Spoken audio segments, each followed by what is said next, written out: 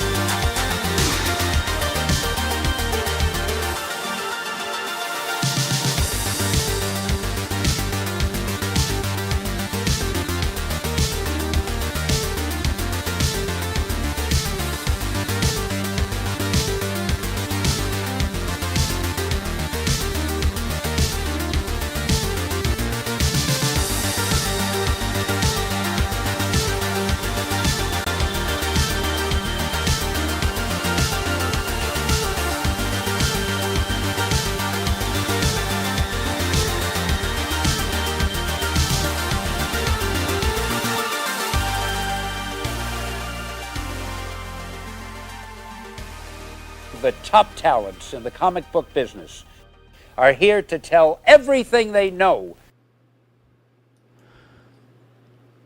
What is going on, everybody? Welcome to the industry show. Hopefully you guys are hearing us well. I got to fix my StreamYard capture. Its filters, the opacity. There we go. Let's get that going. Ladies and gentlemen, welcome to episode 4 of the Industry of Comics.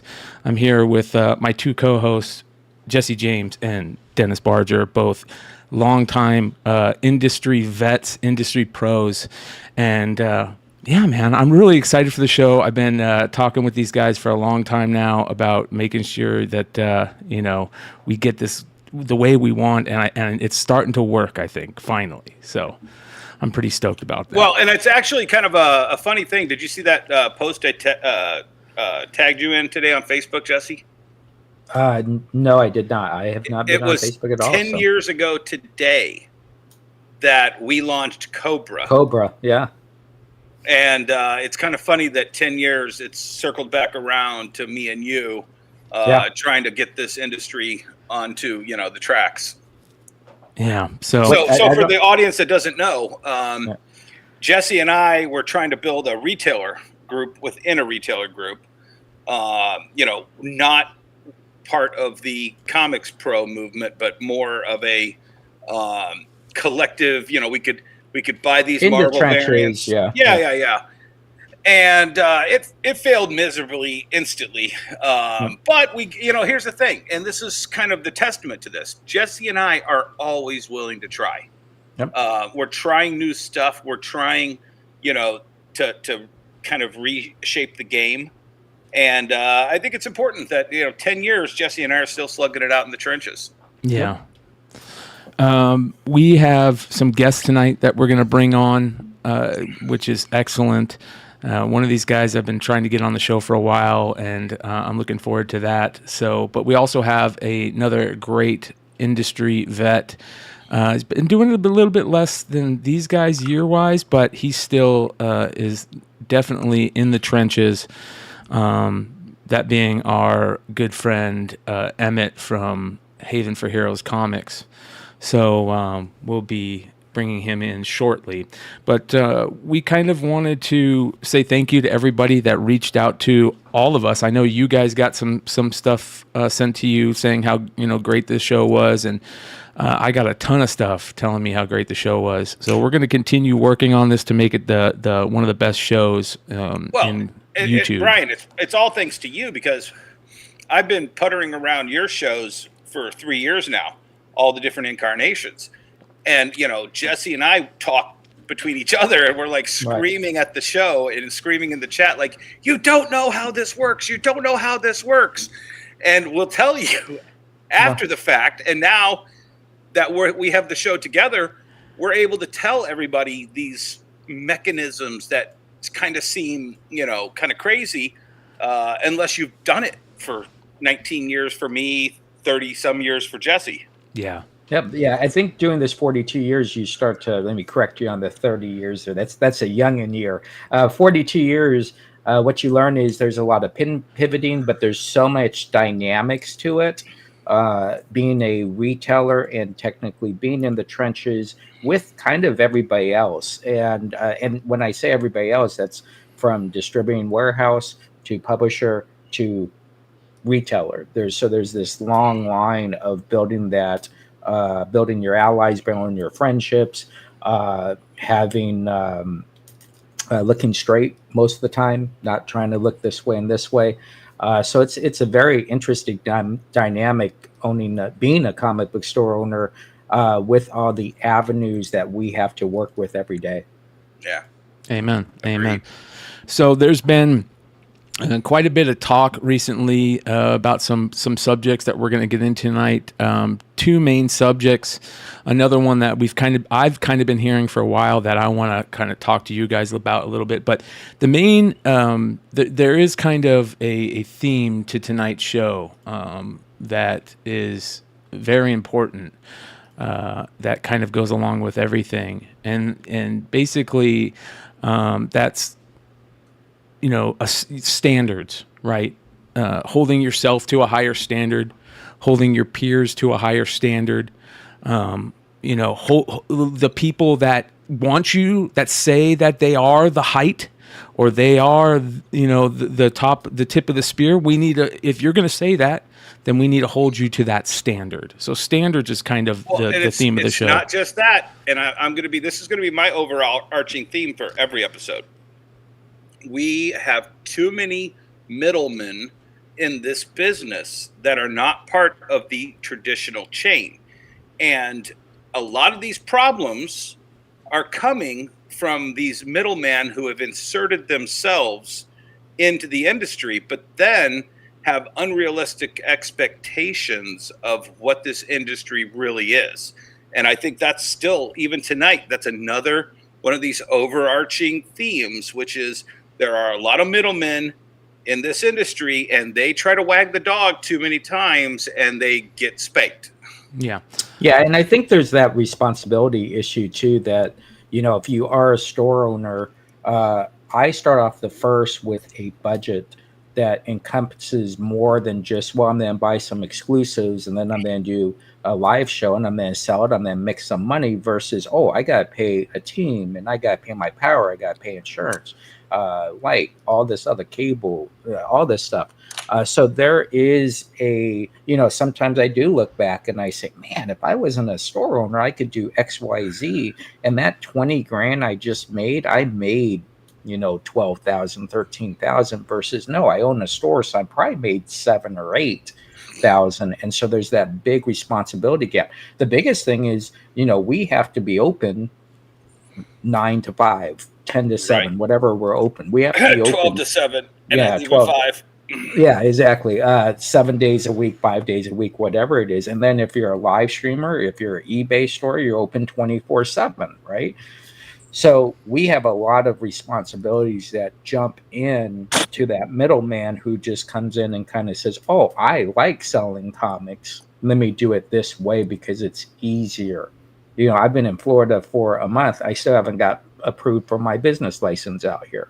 So I'm still using my foreign Arizona license, but there's procedures we have to follow to maintain that strong willingness and partnership to do it right in the industry. Amen. Last week's show, we talked about Comics Pro. Did you guys hear anything from your peers on that? Actually, so there was a funny post about, I think it was 2 days ago on X, and I was trying to pull it up before the show started. Rich Johnston posted, what good is Comics Pro anyway? I think it was the title. Mm-hmm. And I looked at it, and I just thought it was hilarious because at the time, this was yesterday, he had 2 likes, 1 retweet, and my comment saying, I think your 2 likes and your 1 retweet or re-X or whatever they call it, says more about what good is Comics Pro anyway. Right. Let me. No, go ahead. No, that was it. It was just like, okay, so Rich Johnson, the industry's media leader, posts this post about everything that went on at Comics Pro, and the most it could muster on X was 2 likes, 1 retweet, and me commenting that's how important it is. Yeah. I think the common denominator is what happens when you bring up a topic or event ends. And we always say after that event ends, what happens on Monday? What happens on Tuesday after the event ends? And if there's nothing out to the public that is relevant other than what you guys talked about, that was visual 2 minutes after you said it, there's not a lot to talk about regardless, right? It's everybody's back into their stores. They're doing what they got to do. Next meeting is XYZ, and that's kind of the extent of it. So, hey, listen, if like I said last week, if you want to be part of Comics Pro, awesome. That's great. I think if you want to be part of that group, that's totally up to you. But at the end of the day, I don't think it's topic eccentric beyond that meeting. Right. So and also, Jesse, like you said last week, it doesn't matter about, oh yeah, what has Comics Pro ever done for us? And it was, and it literally doesn't matter because you found out and I found out within 5 seconds of every one of those little announcements without joining Comics Pro. Right. And so by the time Monday rolls around and he's publishing this article, it's done. Who cares? And a week after that, there's 2 likes, 1 retweet, and my comment mocking them. Yeah. Yep. Yeah, it's kind of like when it's Monday night or it's Friday night and you accidentally turn on YouTube and it says Rhea Ripley beats XYZ, and you're like just getting ready to watch it, right? And I think there still needs to be this kind of, hey, if I'm going to go to a meeting, this is tight lit. Remember when Marvel used to have meetings at the comics events? What'd they do? You had to pull out your phones, put it in a bag. NDA, yeah, exactly. Yep. And bam. And at the end of the show, I got permission when Secret Wars came out. Marvel gave me permission to speak to 2 or 3 news outlets about that meeting, and I was allowed to speak.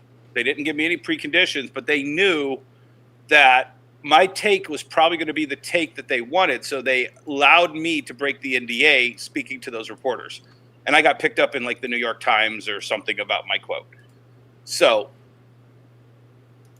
yeah, it's a different world. So yeah. Real quick, thank you for everybody hanging out with us. We got 30 live at the beginning of the show. Remember, we're going to be doing this every Tuesday, as much as we can from now on. So this is the spot. Tuesday nights. A shout out to all the other shows on YouTube, all the other comic. There's a lot of people that do shows on Tuesday nights. I don't want to take you from that, but you can watch us after them or vice versa. But we're going to be doing this live on Tuesday nights. Okay, you guys. So let me get into this. There's somebody that I've been trying to get on this channel for a long frickin' time.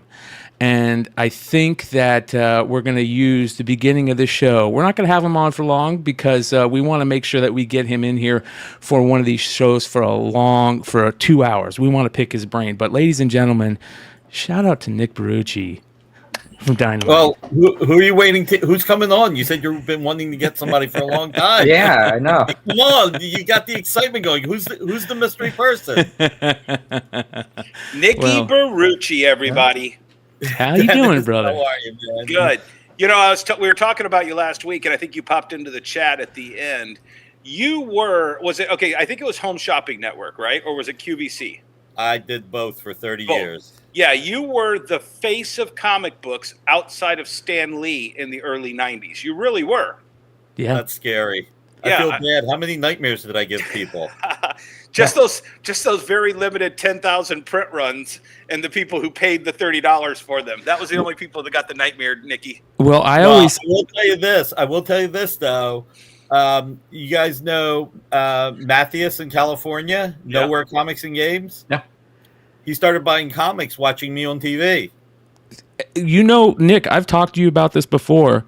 Yeah. One of the biggest things that I want to get into a deep dive with you when we have you back is the whole dynamic forces, everything about dynamic forces. It was such a big deal for collectors like me growing up. It was one of the first companies that I remember doing these variants, these limited variants and signed books, and you like started that before a lot of people.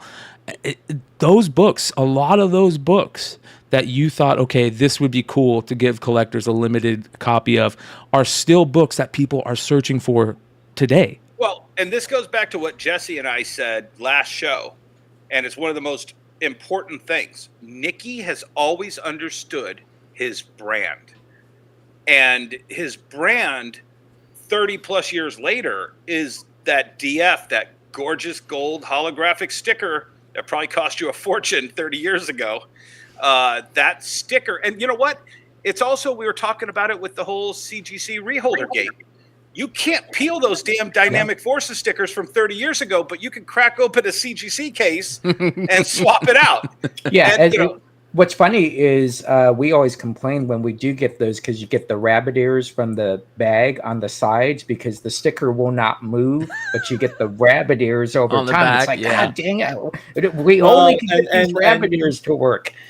I will say this. That the first few years the stickers were made to not open. We actually did it. And look, you guys do a lot. You know, Dennis, you're a retailer. Jesse, you're a retailer. You guys have had so many books through your hands. You're dealing more with the major releases. You know, Dennis, I caught a little bit of what you were saying about Marvel and Secret Wars, allowing you to talk to a few people. So to a degree, you're dealing with a lot of mass market. One of the things that we did do a few years into this, and it was more during the bust, I guess you could say, we're talking to like 1995, 96. We actually, and you know, when you were talking about the expense of the holofoil, we actually changed the holofoil to where a person can open it. Because one of the things we started doing on QVC and the Home Shopping Network, and something that was really important to me, was to be able to tell everybody, you know, like, look, in 1992, 93, we're saying, hey, Death of Superman, you know, this is signed by Dan Jurgens. And Brett Breeding, and they sold, you know, 4 million copies, but there's only 7,500 signed by the creators. So one of the things that we learned as we were going was, and look, I'll digress for a second. You know, it was really a beautiful thing. Everybody blamed limited edition covers and signed books as what destroyed the comics market. I'll tell you single-handedly, you know what destroyed the comics market? Heroes World. Because when Marvel bought Heroes World and they put 60% of the industry, or let's say 45% of the industry, into a distributor that controlled 10% of the market, there was a 3-week period where retailers in Canada were being charged MSRP for their books. They were being charged MSRP for their Marvel books. And if you didn't pay within the 14 days, they put you on COD. Heroes World did more to put retailers out of business than anything else. Listen, God bless all the people that actually worked at Heroes World that had to deal with this. I mean, we know Mark Patton. We know some of these guys. They worked their butts off. But they were the ones who were on the front lines getting phone calls, trying to help retailers with no support, because Marvel just said, let's get that extra 10% margin that we want. We can get another 10% of retail by buying the distributor. And they bought the wrong one. If they bought Diamond or if they bought Capital City, our industry would have been stronger. If they would have bought one and DC aligned with the other and everybody else aligned with one other, it would be a different world. Well, and it's kind of also, but Nikki, it's also kind of what's happening now, though, with COVID, Just with DC jumped into Lunar. Yeah. And it's like they didn't even Confusing pay attention. everybody. Well, but there is a fundamental difference. I will say there is a fundamental difference. You have more access to both DC and Lunar than you did in 1996. If in 1996 retailers had something like Comics Pro, if retailers had access to the internet, to the phone, to be able to actually join together, if there were news sites that were beyond Wizard, beyond Hero Illustrate, beyond Comic Review, or beyond Fan Magazine, if there were outlets that were instantaneous where people would have to react, that would have been better. Yes, DC moved to two smaller distributors and then consolidated to one of them. But what they did was, and I give them credit, what they did was they made sure that they spread it out between two major accounts who they felt could handle it.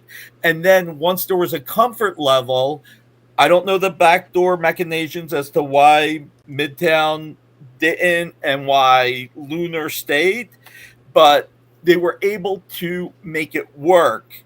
And it's also why, and look, I give so much credit to Eric Stevenson. I think Eric Stevenson's one of the smartest people our industry has ever had. Absolutely, without a doubt. And it gave Eric Stevenson and the team at Image the ability to feel like they could move, but they also did something that was different. And they said, we are moving, but we see that Random House distributing Marvel and Dark Horse and IDW through Diamond works for retailers, and we want to hedge our bets. And they went with the same thing. Look, I love Diamond. I have a lot of faith in them, and I'll say myself and Philip have been really talking to them. I know the people we've been talking about care about the retailers, care about the industry. It took them a little bit longer to get to the announcement that they made at this Comics Pro about the ceiling on shipping, but they got there. And I do believe that if we lost Dynamite would be okay. Boom would be okay. Okay. Many of the publishers would be okay. And if anything, we would lose a lot of competition. A lot of the smaller publishers would go by the wayside, but you would never have the next Strangers in Paradise. You would never have the next Bone. You will never have the next Cerebus. You will not have those creators and those books. Well, it is very much, and Nikki, you can probably go through a laundry list of who got their start with a Dynamite book.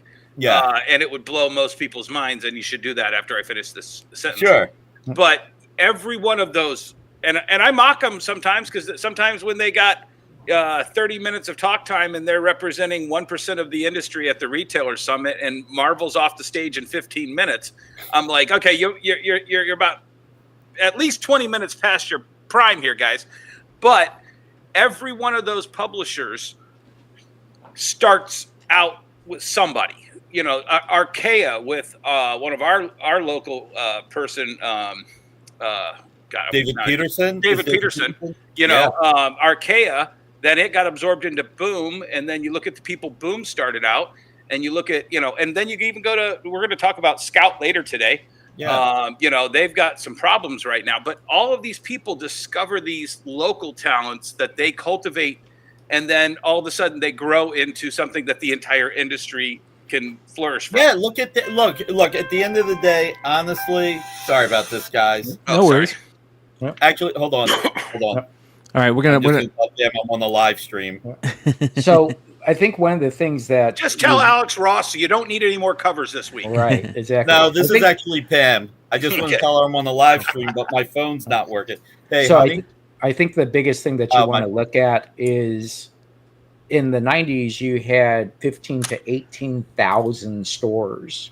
Yeah. So when you have 15 to 18,000 stores, you can kind of curate a market to wherever you want. Oh, we'll focus on this 75% and not really worry about this 25%, because even 75%, you're still at 8,000 stores. I just talked to a very good source, Dennis. I got to tell you, you're right. Under 2,000 stores now left in the market, coming directly from the market. Also, I talked to Josh Jeppy yesterday. We talked for about an hour. They're very excited about their future. Name dropper. So, oh yeah, sure, yeah, exactly. But they're very excited about their future and what they can bring and partner up with the retailers that they're with and the publishers that they're with. So I think it's a cycle, but you do want to look at the important part, which is numbers, reality. So if you have 18,000 stores, this is what you can do. But when you only have less than 2,000 stores, you have to re-energize. Re-energize how you're going to reach those smaller amount of stores, selling them more product. Well, it goes to that great story from the industry, and I'll make it quick because Nikki's wants to talk. Warlord comic book got canceled because it only sold 175,000 issues on its last issue. And Nikki, you just sold what, 150,000 Thundercats, and that was your best mover for the month? It's our best mover of the year, and it's our best mover since Gargoyles. And with the second print and with reorders, we broke 200,000 copies. Yeah. So you barely beat Warlock. We barely. Warlord. You and I, look, Dennis. You, me, and Jesse are old, right? I mean, I'm going to be 55. I think Jesse's almost the exact same age as me. 52. Dennis, how old are you? 52.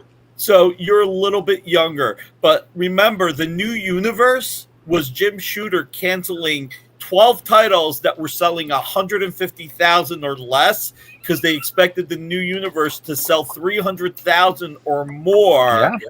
And they fully expected those numbers to beat Alpha Flight #1, and they were like, okay, we can just do this, and it just didn't work. But just to circle back, look, I think the competition is good. Like I said, we've had faith in Diamond, which is why we've stuck with them. But we've always been open to Diamond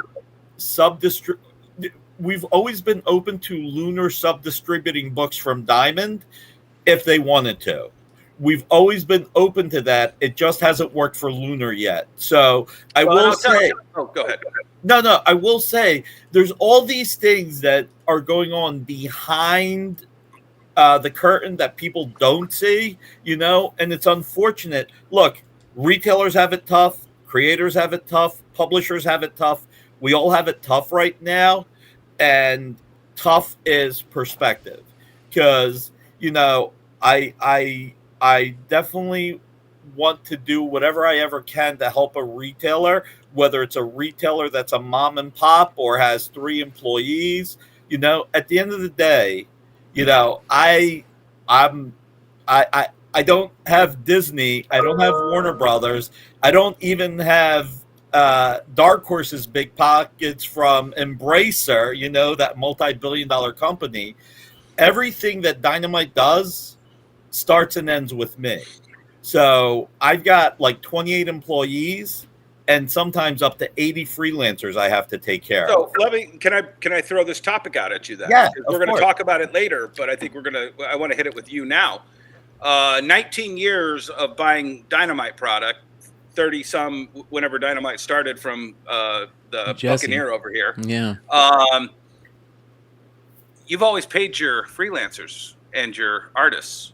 I mean, you work with the same people over and over again for decades. You always pay them. That is, as a publisher, that's the #1 job, right? It is the #1 job that you need to make whatever sacrifice you need to make it work. And I've made sacrifices. I'll tell you 2 stories. So first, to finish what we were talking about when it came to the collectibles. So a couple of years in, after, as the market falls apart to a degree, and like I said, Heroes World did more to hurt the market than anything that happened before that. I mean, I will say the second thing that hurt the market was too many spin-offs. I mean, my whole thing is, you have a good Thor book. Do you really need Thunderstrike and Thor Core and 2 more Thor books on top of that? Nikki, how many Green Hornet books did you have? Oh, trust me. I get that, and I'd like to think we put a little bit more thought into that, but we put out too many. And we learned. The market tells us what we're doing right and what we're doing wrong. My ultimate boss... I have 2 bosses, the retailers and the consumers. The retailers and the consumers tell me if I'm doing a good job or if I'm doing a bad job. You know what's been great about you, though, also, Nikki?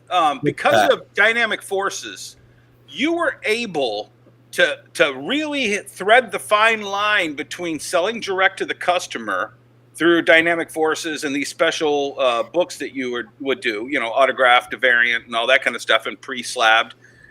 But you never shit on the retailer after they bought the product. Why would we? Well, no, but there's so many of these guys, and Bryan on Top 10, you'll be like, hey, this book just hit $40 a piece, but you can still buy them on their website directly for $25. Well, okay, the industry, the retailers bought all those books from this indie publisher, right? And they bought these variants. If you've still got some of these variants and they're hitting hard, call up the retailers and say, hey, you want to buy another 10 of this and get one of these 1 in 10s, for your cost, but yet you're selling that directly to the consumer. What we do, and look, I won't say we don't do special promotions or anything, but when we create a Virgin Edition, a Metal Edition, our goal is to keep it at full MSRP, whether it's going for more or less. And our goal is to, it's a fine line. You do not want to undercut the retailers that are supporting you, but you also don't want fans that want to support you to miss out. So we try and walk that fine line. And one thing that we do is when it comes to, let's use the $50 Virgin editions as an example. We may do a deep discount sale through Diamond, which will allow retailers to buy it. We will not do that deep discount sale on our website. And if we have too much of something, we'll destroy it. We will destroy books. Let me jump in here because there's something that we always talk about with Dynamite, and I got to get your where this come from. What are your feelings on them? But you have a weird variant structure, man. You do some of these crazy cool variants that are like 1 in 7, 1 in, like sometimes you'll do like 1 in 11. You do these weird numbers. What is up with the weird numbers on the ratios? Oh, it's actually kind of simple. The reason why we do it is there are retailers that can literally only afford to buy 5 or 7 of our books, and getting them from 5 to 7 or 4 to 7 is easier than getting them from 4 to 10. Now, one of the reasons why we started doing 11 was for a little bit. Diamond was concerned that if we did, let's say, 4 10-copy incentives, there could be something getting screwed up. And so that's why you saw some 11 copies, some 15 copies, some 21 copy, was so that we could spread it out. Once we worked with Diamond to make sure if we had multiple 10 copy, multiple 15 copy, that slowed down. But I'll break down some math for you here. Let's say you're a retailer who can afford to buy 10 copies of one of our books. Now, you have a 1 in 7 and you have a 1 in 10. You can look at that and say, I can pre-sell these for a little bit more money. If I go a little bit harder to get the 1 in 15 and I can pre-sell that. At 2 7s. Right. And that now it's 2 7s. And then if I go to 21, it's 3 7s and 2 10s. And the 21 and the 20 and the 21. Now all of a sudden that retailer, look, there will always be the criticism. Oh yeah, you got books that are on the shelves that end up in the dollar bin. That happens no matter Every what. publisher. Come on. I mean, the books that are worth the least today are the $9.99. And I'm not trying to throw shade. This is just a reality. But $9.99 books right now, they go down in value more than anything, just because you're either buying it the day it comes out, or that's a hell of an investment for a retailer. That's just a reality. But going back to this, look, if a retailer who maybe could sell 5 or 7 copies can now buy 21 copies, and that retailer can actually pay more bills because of it. And let's say even from 7 copies, he can only sell 5 more. He only gets to 12. And yeah, he's got 9 left that maybe he does put in the dollar bin or 50% off, or, gives it away or whatever. At the end of the day, the most important thing is he made more money. That's right. The important thing is that he generated more revenue to pay his bills. And keep in mind, we do these promotions and still make all of our number 1s and most of our number 2s returnable. Yeah. So just like we'll get the shade that'll say, you sold 200,000 Thundercats number 1s, but you know what? You're going to get 100,000 back in returns. It's like, no. Yeah, that's a little much. Don't get me wrong. And you know what? Listen, there's only one type of retailer that upsets me when we do returns. It's the retailer that goes for the 200 copy one, and that every time will return 192 copies. Ooh. Like every time. I never thought that would happen. Man, that's Ross surprising Ripley to can me. Tell you stories. When he did that, what was it, 1 in 1,000 autographed Keanu Reeves? Yeah, Berserker. He had people returning sealed cases. Yeah. And it's just like, why are you wasting the time, man? I think Graham Cracker made a suggestion that we're implementing, which is if we make a book returnable, no retailer should be buying copies without expecting to sell half of it. So we're going to start implementing a 50% returnability, because that feels like a fair trade-off. Right. Because if you're buying 200 copies of a book you should really know that you can sell at least 100 of them. Again, I don't mind taking the risk because you guys got to keep in mind when we take a return, right?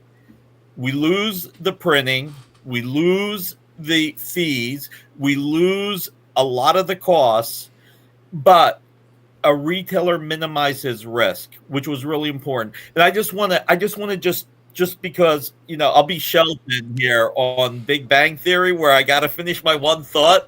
I got to knock 3 times and say, Amy.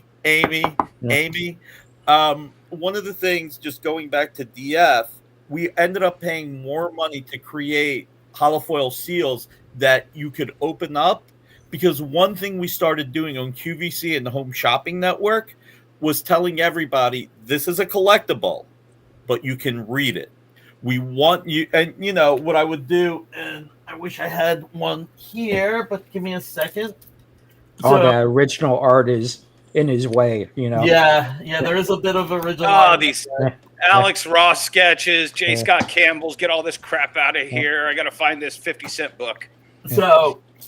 So basically what we would do is we would actually say, when you open the holofoil seal, make sure you take it off carefully. Yeah. Put it to the side. You can open the comic and you can read the comic, and then we would show the comic because we want people to actually read the books. And that was a game changer for us. When we started doing that, our sales on Home Shopping Network and QVC not only went up, but we were getting repeat customers, including parents. Back in my day, we actually got letters, and I got a letter from a woman in the UK, and I'll never forget this because it. Kids, letters were these things that you wrote people on paper and put a stamp on them and sent them to people. Exactly, and you had to pay for the stamp. It wasn't free like email where you hit send. Yeah. I got a letter from a woman who said that she never heard, this is before 2000 and the X-Men movie coming out. We're talking 1997, 98. She said, I never knew the X-Men were comics. I just knew them as a cartoon for my kids. Wow. Once I saw this, she said, I bought some copies for my kids. It got my one son who would not read to start reading. And now we go to, and I found the comic store like you suggested, and now we go to the comic store every Saturday as long as he has his homework done by then. I want to show you guys something. This right here is a post that my good friend Comic Man Andy posted yesterday. And he says, and this is what he says. This is his son sitting down on the floor reading comics. He says, this right here, and he's got, this little sign like the kiss, right? Yep. Chef's kiss right here. Well, that brings me to what I was about to say for Nikki. Nikki, you did something during my early years that I can't thank you enough for. And I'll forget the price point. But you used to have quarter comics, like Battlestar Galactica had a quarter release with a Michael Turner 1 in 100. Yeah. And you had Red Sonja, the Gail Simone Red Sonja launch. Yep. I think that was a quarter, or was that 50 cents? No, it was 25 cents. 25 cents. So you had these 25 cents, and we were talking about this last week. Anytime a publisher did that, I would buy hundreds, because I don't care if I'm not buying the 100 for next week or even for the launch of the book. I'm buying hundreds so that I can put, now obviously you can't put Red Sonja in every little kid's hands, right? But Battlestar Galactica, and stuff like that, I urge publishers to have a quarterly, 4 times a year where you just flood the market with a cheap book that you have. Once you hit a certain threshold on Thundercats, you could probably cut that in half and do a Thundercat preview book for 25 cents, after the fact, or something, not just Free Comic Book Day, throughout the year, because the real good retailers will buy that and will hand those out for years. Yeah, sure. No, they do. And one of the things that we've gotten is right now the economy is so tough for retailers that the free giveaway they're most interested in is Free Comic Day. that they can't overly focus on this. Look, this is a tough economy for retailers. And I've been, Jesse and I both go back to when we were 12 or 13 years old. Yep. I mean, I started off as a weekend warrior when I was 12 or 13. I'll always make the ongoing joke and just, hey, Reef the Sea, how are you, man? And the Metal Thundercats should be out in stores soon. So just want to answer a few questions. Yeah. And that's right. Look, economics and comics, you're right about that too. The problem with a quarter book is a plus and a minus. A retailer may be paying 10 cents for that book or 12 cents, but at that point, they're paying almost as much in shipping, which is why we did the 1 in 100, the 1 in 200, and even every once in a while a 1 in 1,000, because we wanted retailers we lost our shirt on those books, but to me, it was always an investment.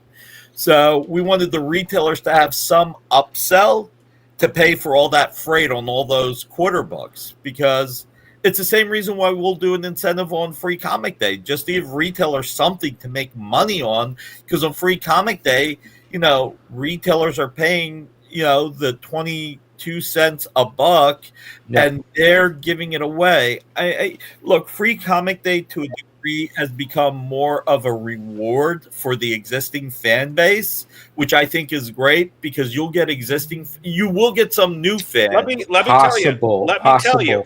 I had a customer my first year, 2005, Free Comic Book Day, and I wasn't in January, so I only got what scraps Diamond had left when I opened my store 19 years ago. I had one customer, and they didn't tell me this for another 5 years.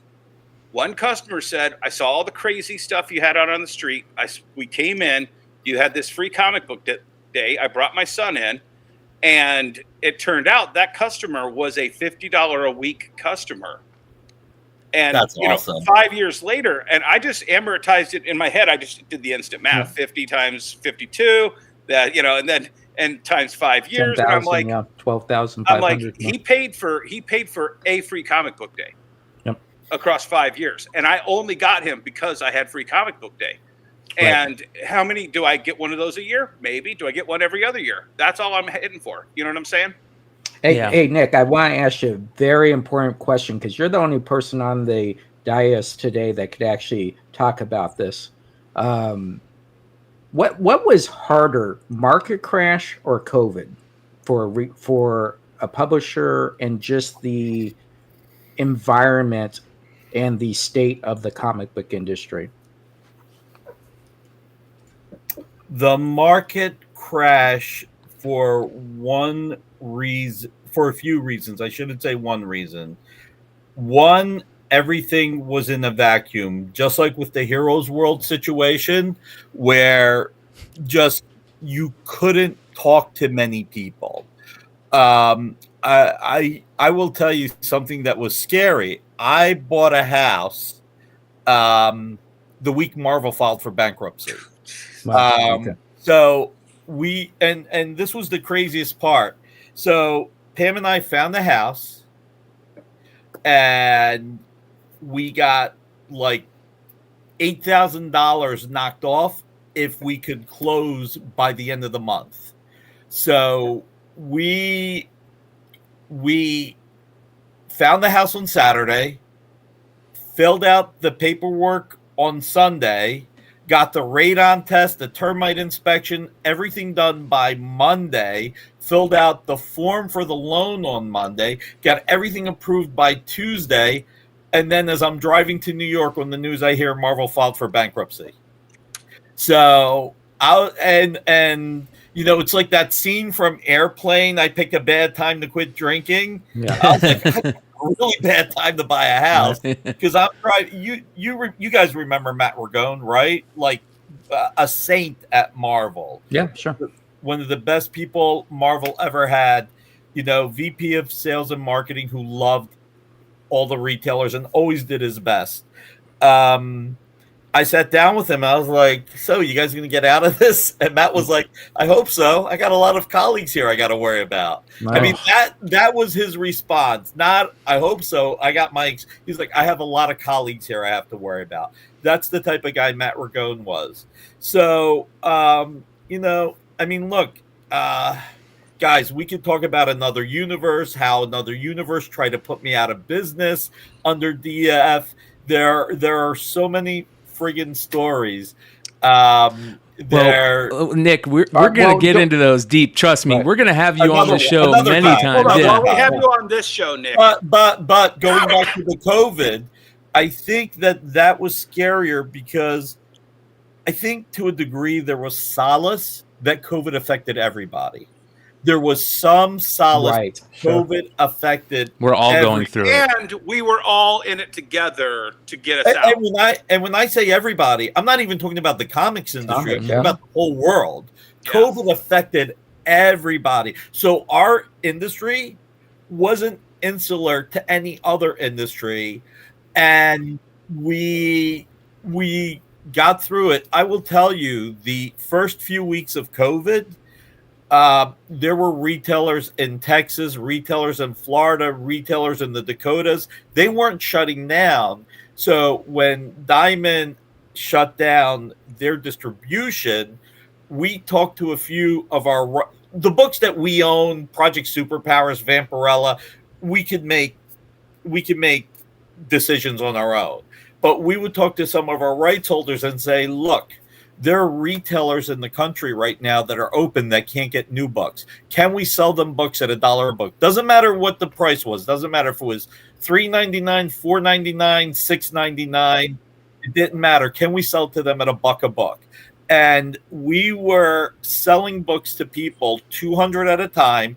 But not only did we ship you 200 books at $1 a book, we gave you 4 $50 books as well, so that people could make money. And there was one retailer, and I don't remember who it was, and they said that I was the only reason why they were able to keep the doors open and pay their rent that month. And he said, you just got 40 new Dynamite customers from my customers who are now trying your books, who would never have tried your books. He said one customer is so religious that he would never touch Vampirella or Red Sonja or Deja Tharis, and now he's going to buy Vampirella every month from you. I turned him on to Christopher Priest, and he read the book, and he said, this is not what I thought it would be. There's a story here. And he just said, you have a Vampirella reader for life. This guy then, when distribution reopened, bought every Archives book. He said, okay, the Archives maybe were a little bit not as in depth as the Priest stuff, but you know, then they bought some of the Masters edition, and they were like, wow, this Mark Millar, Grant Morrison stories, these are pretty good. This Warren Ellis, Amanda Conner, these are stories, and you know, it throws people off. So I think that mostly because we were isolated with the crash, and there was no way, going back to retailers didn't have a way of talking to publishers directly, of dealing with everything. And you also had publishers at that point just letting go of people. I mean, Dennis, maybe Jesse more than Dennis. Jesse, remember Lightning Comics? Yeah, sure. Oh, God. Yeah. Well, I think they were local to Detroit, weren't they? I don't know. All I remember is their ad in CBG and Fan Magazine and Wizard. We will not publish any comic print run over 250,000 copies. When they put that out there, it was when it was like, dude, there's only 10 books that break 100,000 anymore. You know? Okay, so Nikki, we have one thing that we're supposed to ask you when you come on the show, but we jumped right in. We'll end with you with this great question, because I know it's going to take a little bit to answer. It's real simple, but I want you to take as much time as you want. I'm afraid. What is a comic book store? A comic book store is any store that welcomes consumers to buy comics. That's a comic store. There we go. Nice and easy. Yep. That's it. Yep. And it's the same thing that you guys said the other day, man. Listen, I want to talk new customers real quick. You grabbed a ton of new customers with the Thundercats book, no doubt. You got another new book coming soon that I'm really looking forward to, and we have a lot of people looking forward. Talk about Space Ghost, man. Space Ghost is awesome. Space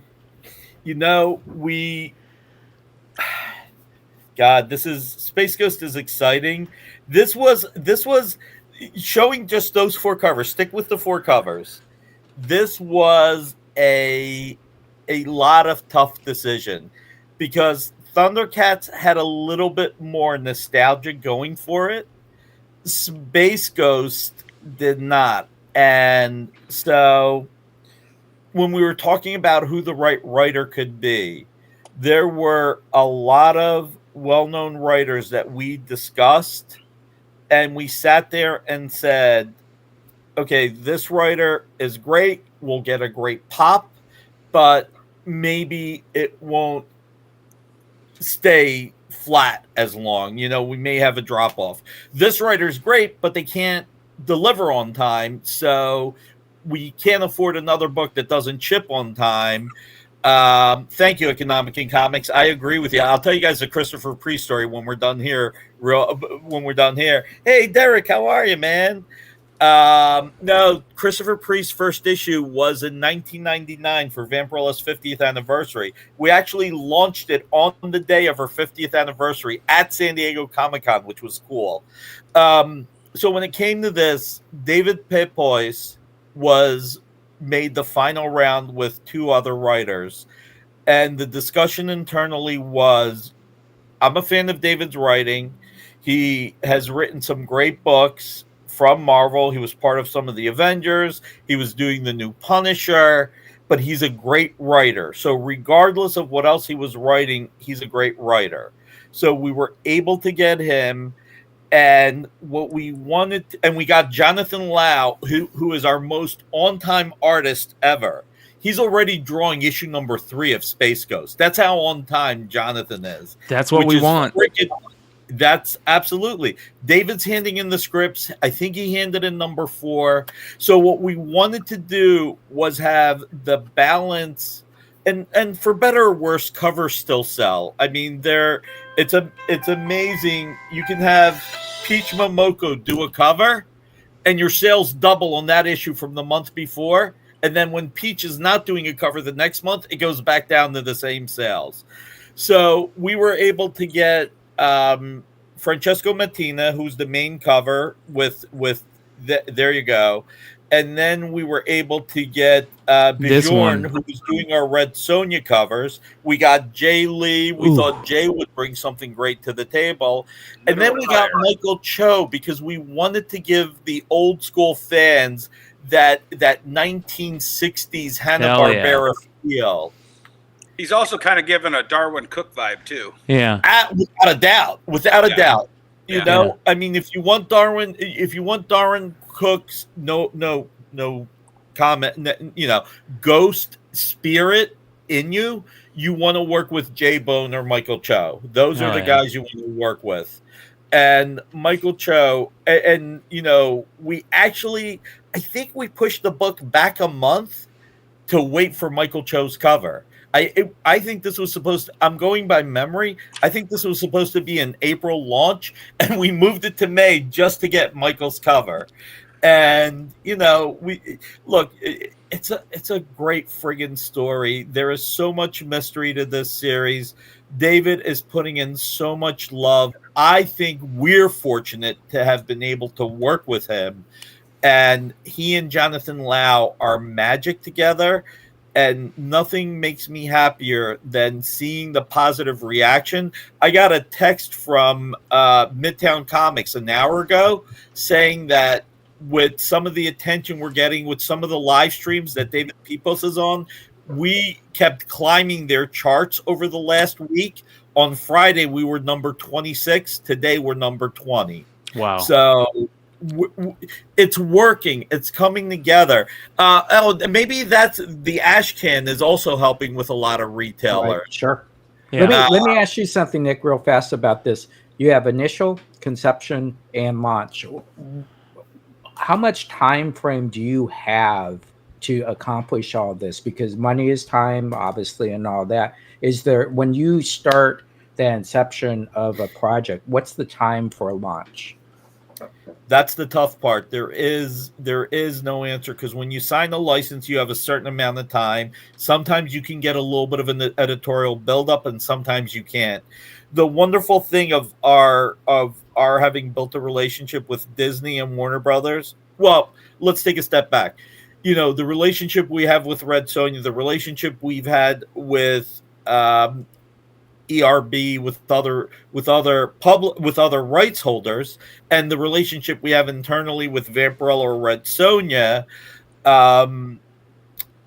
with Vampirella or Project Superpowers, is that we can put out titles as we have the right creative, because either we own the property or we have such a good relationship that our contract allows us to allow projects to grow. Like with Red Sonja, we had 4 months of no Red Sonja between the last series and when we launched Tauren series. But they didn't go shopping somewhere else. They knew you were going to come back, and they stayed with you. Exactly. And then with Warner Brothers, there's been a fundamental difference between Disney and Warner Brothers. Disney is very much, when you have the creative team, that's when you announce the project. Oh, okay. So there are properties that we have that have not been announced because we either haven't had the creative team. The beauty when you have a relationship like that is that we can wait for the announcement to be both the creative team and the right time. Okay. All right, I got one more question for you, Nikki, though.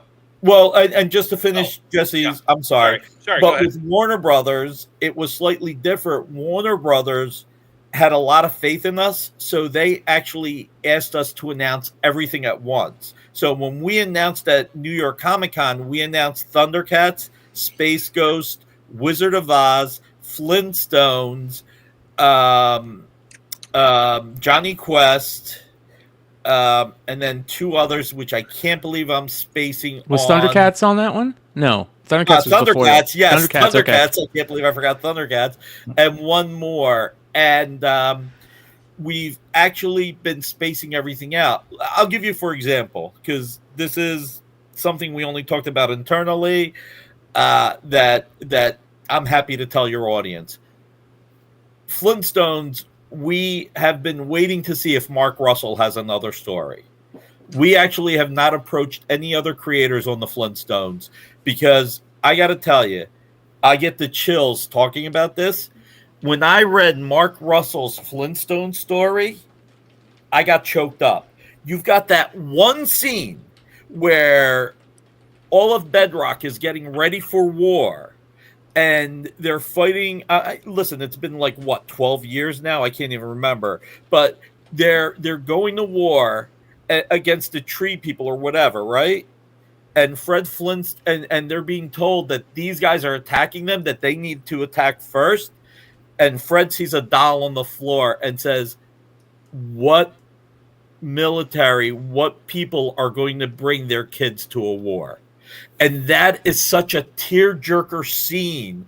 And to me, Mark Russell is one of the smartest writers our industry has ever had, and does not get all the credit he deserves for being so brilliant. And he's worth the wait. The day he says he absolutely has no Flintstone story, that's when we'll talk to other people. Nice. But if we are holding out hope, you know, we are holding out hope that he does have a story he wants to tell. I really think at this point, we've been talking to him since New York Comic Con, you know, hasn't Creating come a together. relationship. So you know, the question I wanted to ask was, if you had to put a number, a percent, on what Rob Liefeld brought to Thundercats. This is a perfect question to end it on, yeah. What percent of that 250 or 200,000 units is because Rob Liefeld owned that Thundercats Cover. Yeah. I will Killed say I will say, Rob was an FOC cover, so he was not part of the initial numbers when we broke 100,000 Yep. copies. He was one of the surprises. What I will say is that Rob treated Thundercats like it was a creator-owned book. He promoted that book everywhere. He told everybody about it. And I'll lay one other thing out for you guys. I think the second print is about to sell out, and we haven't even shipped it yet, and it's practically sold out, and we're talking about a third print now. So you got a few big drops in here.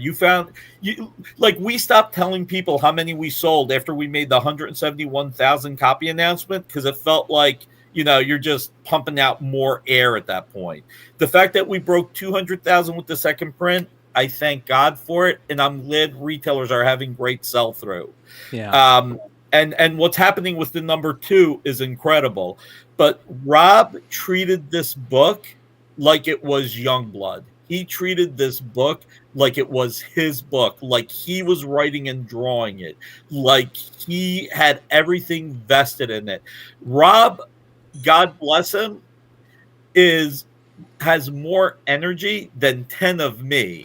That guy is a ball of... Listen, let me tell you something about Rob Liefeld, because I really, really want to say something that I think is important. Rob is a big reason why this industry had energy in the early 90s. Rob brought different perspective, different layouts, different energy to everything he did, just like Todd did, I mean, Todd really reminded everybody about the spaghetti webbing that Steve Ditko started, that Michael Golden enhanced, and just made it cool again. And Rob Liefeld, and he was the young buck out of all of them in a lot of levels, between him and Jim and Wills and Valentino and Silvestri. But he just had so much excitement.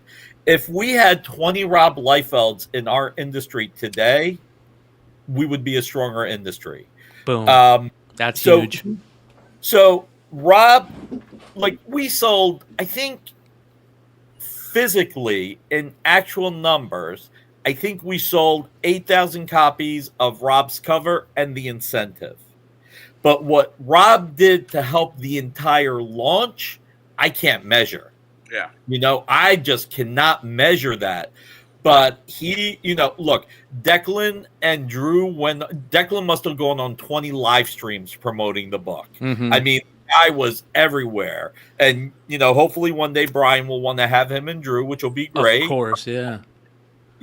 And Declan just, he was on near mint condition with Omar. He did live streams whether they had 90,000 subscribers or 700 subscribers. Yeah. Well, and I'll say this about you also, Nikki. 4 years since the pandemic, I see you pop into the goddamn comment sections of about 20 different live shows, and I'm like, yeah. I mean, I got nothing to do. I'm on cruise control, but Baruchi's running an entire publishing firm, and I see him more than I see, anybody else in the comments. Our show, a bunch of shows. Well, what's funny about Nick, I've known Nick for a long time, is I'll get a call from him, and we'll be talking. I'm thinking, it's freaking 2 a.m., and this guy is calling me at it's midday, right? Well, the thing about the live streams, and this is something that grew as part of the pandemic. Speaking, this is something that grew. Look, there are a lot of YouTubers out there, but there are people like Bryan. There are people like Omar at Near Mint. There are people like Robbie at Pop Culture Philosophers. There are people like Travis at Bueller Comics. There are people like Steven at Jeb Mint. There are people that are ambassadors of our industry. That's you know, and I did get a connection with Bryan. I remember one of the live streams I watched, one of his babies had passed away and gone over the Rainbow Bridge, and Pam runs an animal rescue. So kind of like Pulp Fiction, you know, my girlfriend's a vegetarian, that makes me a vegetarian. Yeah. My fiance has an animal rescue, which means I have an animal rescue. Yeah. So, you know, she helps place a lot of animals. She does a lot of TNR, which is trap, neuter, release, so that cat colonies don't explode. Important. She does a lot of really, really cool stuff that I can never do. I can never do what she does. Well, Not Nick, in a million. let's end this right here by. Oh yeah. So sorry. Well, before we do this, before we end it, I want to say, what is the name of her rescue? Oh, Saved Whiskers Rescue. So if anybody ever wants to donate via PayPal, it's savedwhiskers@aol.com. There we go. So PayPal's the best way to go. You can do it through Facebook, but at the Save Whiskers site through Facebook, but Facebook takes 3 months to release the money, and they take a big percentage. Both of my cats are rescues, so yes, appreciate it. Yeah. But to end this with what we were saying, which is, you know, listen, I've been doing this since I was 12. I say this all the time. I've been doing this for 42 years. I have no plans on doing anything else with the rest of my life. When I have people like Bryan, when I have people like Omar, when I see people that love our industry, that want to send positive messages, like, even, you know, Chris Pierce of Comic Tropes and Pros and Cons, you know, I will say that there's a similarity between Bryan and Chris, where these guys are, when you don't know something, you say you don't know it. When you give an opinion, you say it's an opinion, but your goal is to, even with your drama alert, you talk about the drama, but you're not sitting there like loading or using it as a way to get more viewers, to get more likes, to get more anything. Yes, AOL, baby. What are you going to do? Pam's been on AOL with the rescue for 20 years. I'm not going to change that. You know, there are things you know you're not going to change. Yeah. But when these guys are out there, the reason why I watch a lot of the YouTube videos for a couple of reasons. One, I need to support the people that support our hobby, because you can't buy that. I can't hire 5 people to do what Bryan does. I can't hire 5 people to do what Omar does. I can't hire 5 people. You either have the passion and the care, or you don't. You know, it's either something you love or it's a job. That's it right there. It's loving this community, loving the comic books in general, loving everything about this, and trying to foster the community to create more people that love it. That's the key, man. Yeah. All So, right, you guys got a show to do, and I took up more to many time more than I should years, have. Nikki. To many Nick, more years. Yeah, you're welcome anytime, and we're going to get you on for a full show so we can deep dive into all this, my friend. So you want to get to know viewers. I get it. All right, Nick. Appreciate you, man. Hey, you guys, make sure you guys go check out Dynamite Comics, of course. You guys know we go through Dynamite every week on our FOC and our new comic book day list. They keep killing it, and I love that we finally got the answer on those crazy ratio variants. So I actually do want to close it with one thing. Really talk about fortunate luck with Thundercats. Declan did something that some licensors don't allow us to do, believe it or not, even though they own the IP. He created a new Thundercat in issue number 2 with Calica. Mm-hmm. And between that and, again, like I said, the X factor of the way Rob promotes everything and the X factor of how Declan's promoting it. I mean, Declan is promoting Thundercats like it's Old Boy, like it's his Image series, like he's going out there. But sales spiked because of that. And in issue 3, we're going to have Snarf. Oh, yeah. Well, All we're right, going let to me throw one more thing as we say goodbye to you, Nikki. Yeah. Feral Thundercats crossover. Get a hold of Tony and Trish. Tony and Trish, you're already working with them. Hey. There you go. That's it. That came from me. When you do it, I want, like, you know, a free copy. You got it. Take care, everybody. Thanks, everybody, Nick. please hit that thumbs up before you go, no matter what, and share the stream. Help Bryan grow. Appreciate you, brother. We'll talk to you soon. Bye. Man, that was sweet. I am super stoked that we finally got him on. That was one of the main things that I wanted to do this year was to finally get him on the channel, Eric man. Stevenson and a handful of people, Nikki has the tenureship here in the industry. Yeah. There's 100%. very few people who have as many years running a company as Nick. Yeah. Yeah, and the one thing I will tell you, what you saw there, that's him 24/7. He is a person that inspires, provides hope, and understands this business tremendously. Amen. Well, and speaking of that, our next guest also is. Ladies and gentlemen, we've talked about this comic book shop owner and comic influencer now, Emmett at Haven for Heroes, quite a bit.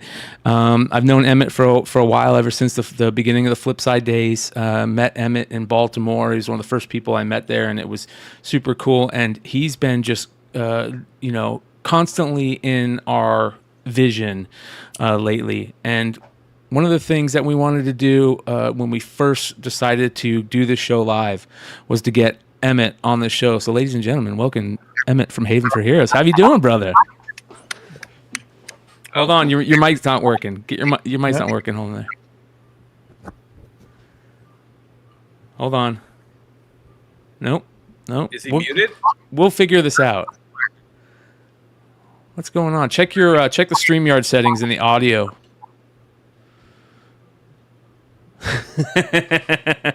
He's been sitting in the backstage this whole time, you guys. The backstage this whole time, and we got to bring him on. I think he was so excited he exploded his system. Yeah. Check to make sure your mic's plugged in all the way. Yeah. Or because I'm hearing a weird echo. Yeah. Maybe leave and come back, and I'll bring you back in, Emmett. Leave and come back, and I'll bring you back in. So he's been sitting backstage this whole time, right? And But he said, I'm enjoying the conversation. Exactly. Right. He's like, no, man, I am enjoying this. So we just decided to go on. Well, real quick while we wait for him, Haven for Heroes is a comic shop in upstate New York. They're a great store. We can see how great of a store it is in all of his videos. He's been doing these great videos. And today he put out a new one called So You Want to Open a Comic Shop. And as you can see, here is Haven for Heroes Comics in New York. Look at this store, man. That's a great looking comic store. You got to love that. And one of the things that is really great is his setup when he does his videos. Jesse pointed that out the other day, like, holy cow, look at that setup, man. It actually reminds me a lot of your Peoria store, Jesse. Yeah. Yeah. Yeah, and the great thing about this, folks, if you're ever looking at a store, the one thing you'll notice is he doesn't have high walls in the middle, which actually makes your store look smaller. So when you walk in, see how big that store looks? Yep. No shelf is over 5 foot. That's the most important thing. Yep. He has your 3 foot separation in between, so anybody can walk through. So it's very defined, right? We're just looking at a small sample. And I'll tell you what, also, defined. Jesse, 3 foot is so important. And I'll tell you, every store I've ever owned, I take a 3.5 foot long broom handle and I walk through the whole store. And I'll tell you why. First store I ever opened, handicap accessible. Yep. I've been to stores, visiting stores, and somebody in a wheelchair comes in and half the store they can't even get to. It's so important. Every store owner. Yeah, it's a very visual concept to a consumer that they have freedom, right, to walk around and to digest what they're trying to see for the first time. There's not a store over the last. I mean, I was talking to someone yesterday. Over the last 5 years, I've probably been over 500 stores. I can't tell you one store that looks exactly like the same out of the other 499. So when you first walk into a store, you're trying to visualize, okay, where's Marvel? Where's DC? Alphabetical order? Where's their dollar section? What other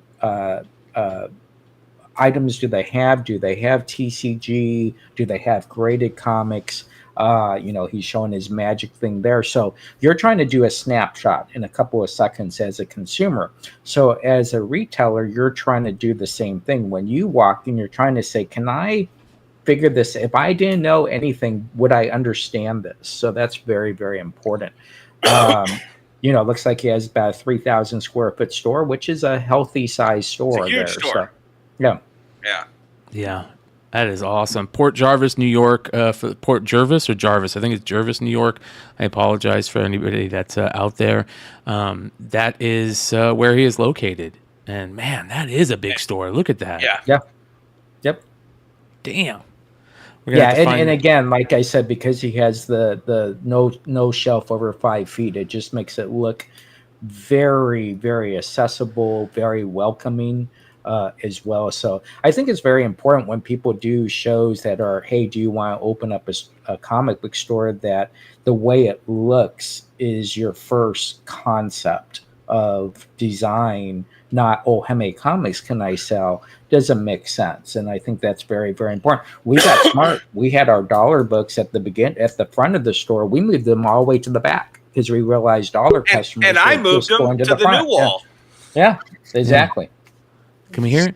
We still can't hear you. No. Wow. Hey, Emmett, hold on a second. One of the chat members said there might be a mute button on your headphone or on your wire. We can hear you. It sounds like there's something wrong. There sounds like there's some type of weird feedback or something. So I wonder if you're using the same in the StreamYard audio settings. Check to see that you've chosen the right mic.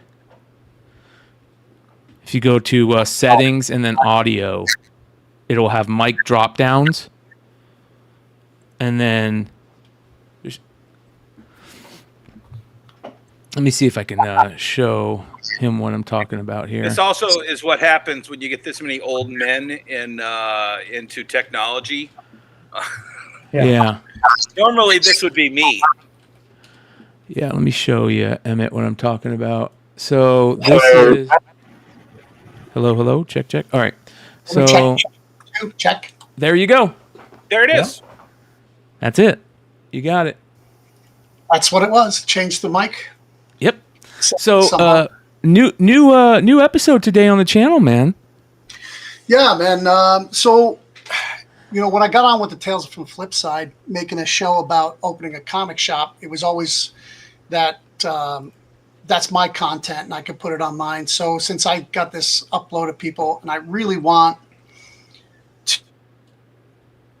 shops. I don't think we'll ever see that 18,000 shops again, but I'd like to see it 10 or 15,000 people. We need to make readers, and I know a lot of people that are really into comics.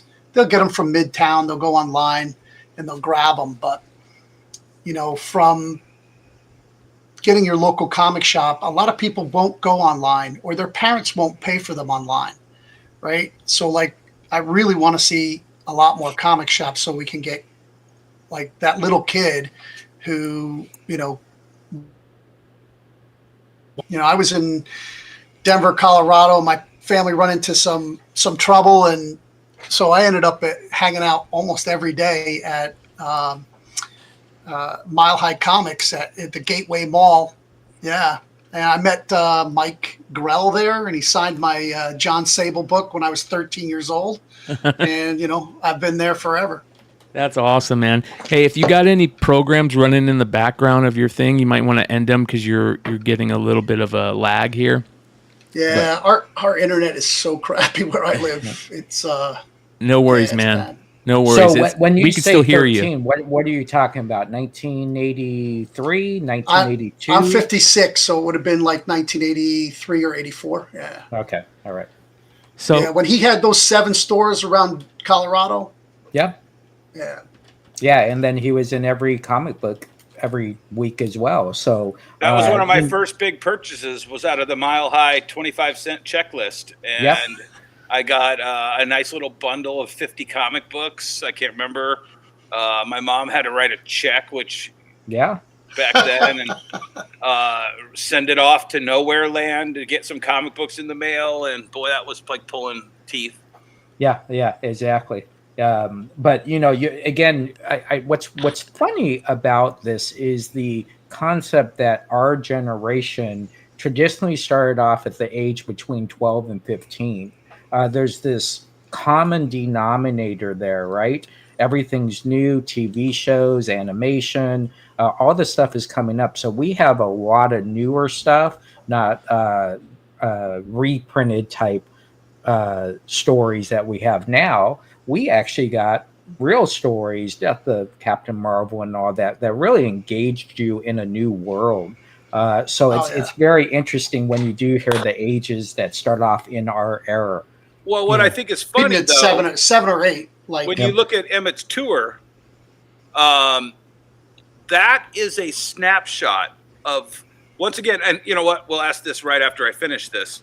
It's a snapshot of everyone's 12 to 13. You have video games, which is where we lost a lot of our comic book 12 and 13-year-olds when Nintendo came out. And then there's Pokemon, where we lost a whole lot of 12 and 13-year-olds. And Magic the Gathering, where we lost a whole lot of 12 and 13 throughout the last 40 years. Every one of those generations, we lost them in comic books. But the stores now can be all-encompassing of that.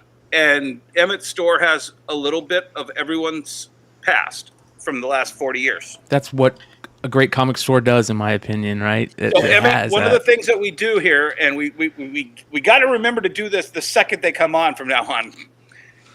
What is a comic book store? Oh, I think Nick summed it up the best. Any place that opens their doors. I mean, I know thrift stores that have boxes of comics. I know, all kinds of different stores that make comics available, and even a mall that has a we have malls now that they're doing comic shows in the mall because to try to get people into the place, right? So any place that sells comics, a comic shop. That's awesome, man. How did you get started into the idea of owning a comic shop, being a comic store retailer, an LCS brick and mortar shop? What was the journey to get there? So it starts back with Mile High Comics in Denver. So like my family was in a bad spot, and like that place was great and joyous, and they never kicked me out. Sometimes they make me sweep up. But they let me read comics while I was there, even though I didn't have any money. And then when I joined the service, wherever you went in the service, you were even when you were homesick, there was always a comic shop, right? So then that was like home. Everywhere I went that I didn't know anybody, just walk into a comic shop and in 5 minutes 10 people. So shout out to Lord of Brooklyn with the $10 super chat. He asked a question that we are definitely going to get into right after Emmett's talking about this. So I said if I ever had the money, I would open one. And so I'm a disabled vet, and it took me 22 years to finally get them to pay up. Yeah. So I got a small windfall from my disability, and I took that money, 10 grand. And I opened a comic shop and on a shoestring. And that's kind of what the show that I do is about, all the mistakes I made and stuff like that. So, yeah. I think that's important. I think one of the most important things that we learn in life, no matter what, whether it's your business, your personal life, how you think in your head, is learning from failure, learning from those mistakes. Big time. Well, I think one of the things that is very important when you get into failure, you can't be afraid of failure. No. It's okay from learning from it, but if you don't fear failure, listen, I'm a comic book store owner that my store is 2,800 miles away from me right now, right? I have no fear of failure. We'll fix it, we'll pivot, and we'll sell more books. That's the whole goal. So I just a quick question on when you said you started the store with 10,000, did you already have comics to sell, or you bought comics at that point? I had my whole collection, which was probably 30 long boxes. Okay. And then after I was open 6 months, we had a flood, and I lost all 20,000 comics. Oh. Wow. So what I did was I went from a 600 square foot store to a 3,000 square foot store and started over. Yep. That's another thing. How many stores have had that type of thing happen where they've had to start over for one reason or the other, whether it's, a flood. And I went from the opposite direction. I started at 6,000, went to 1,800, then went to back to 4,000.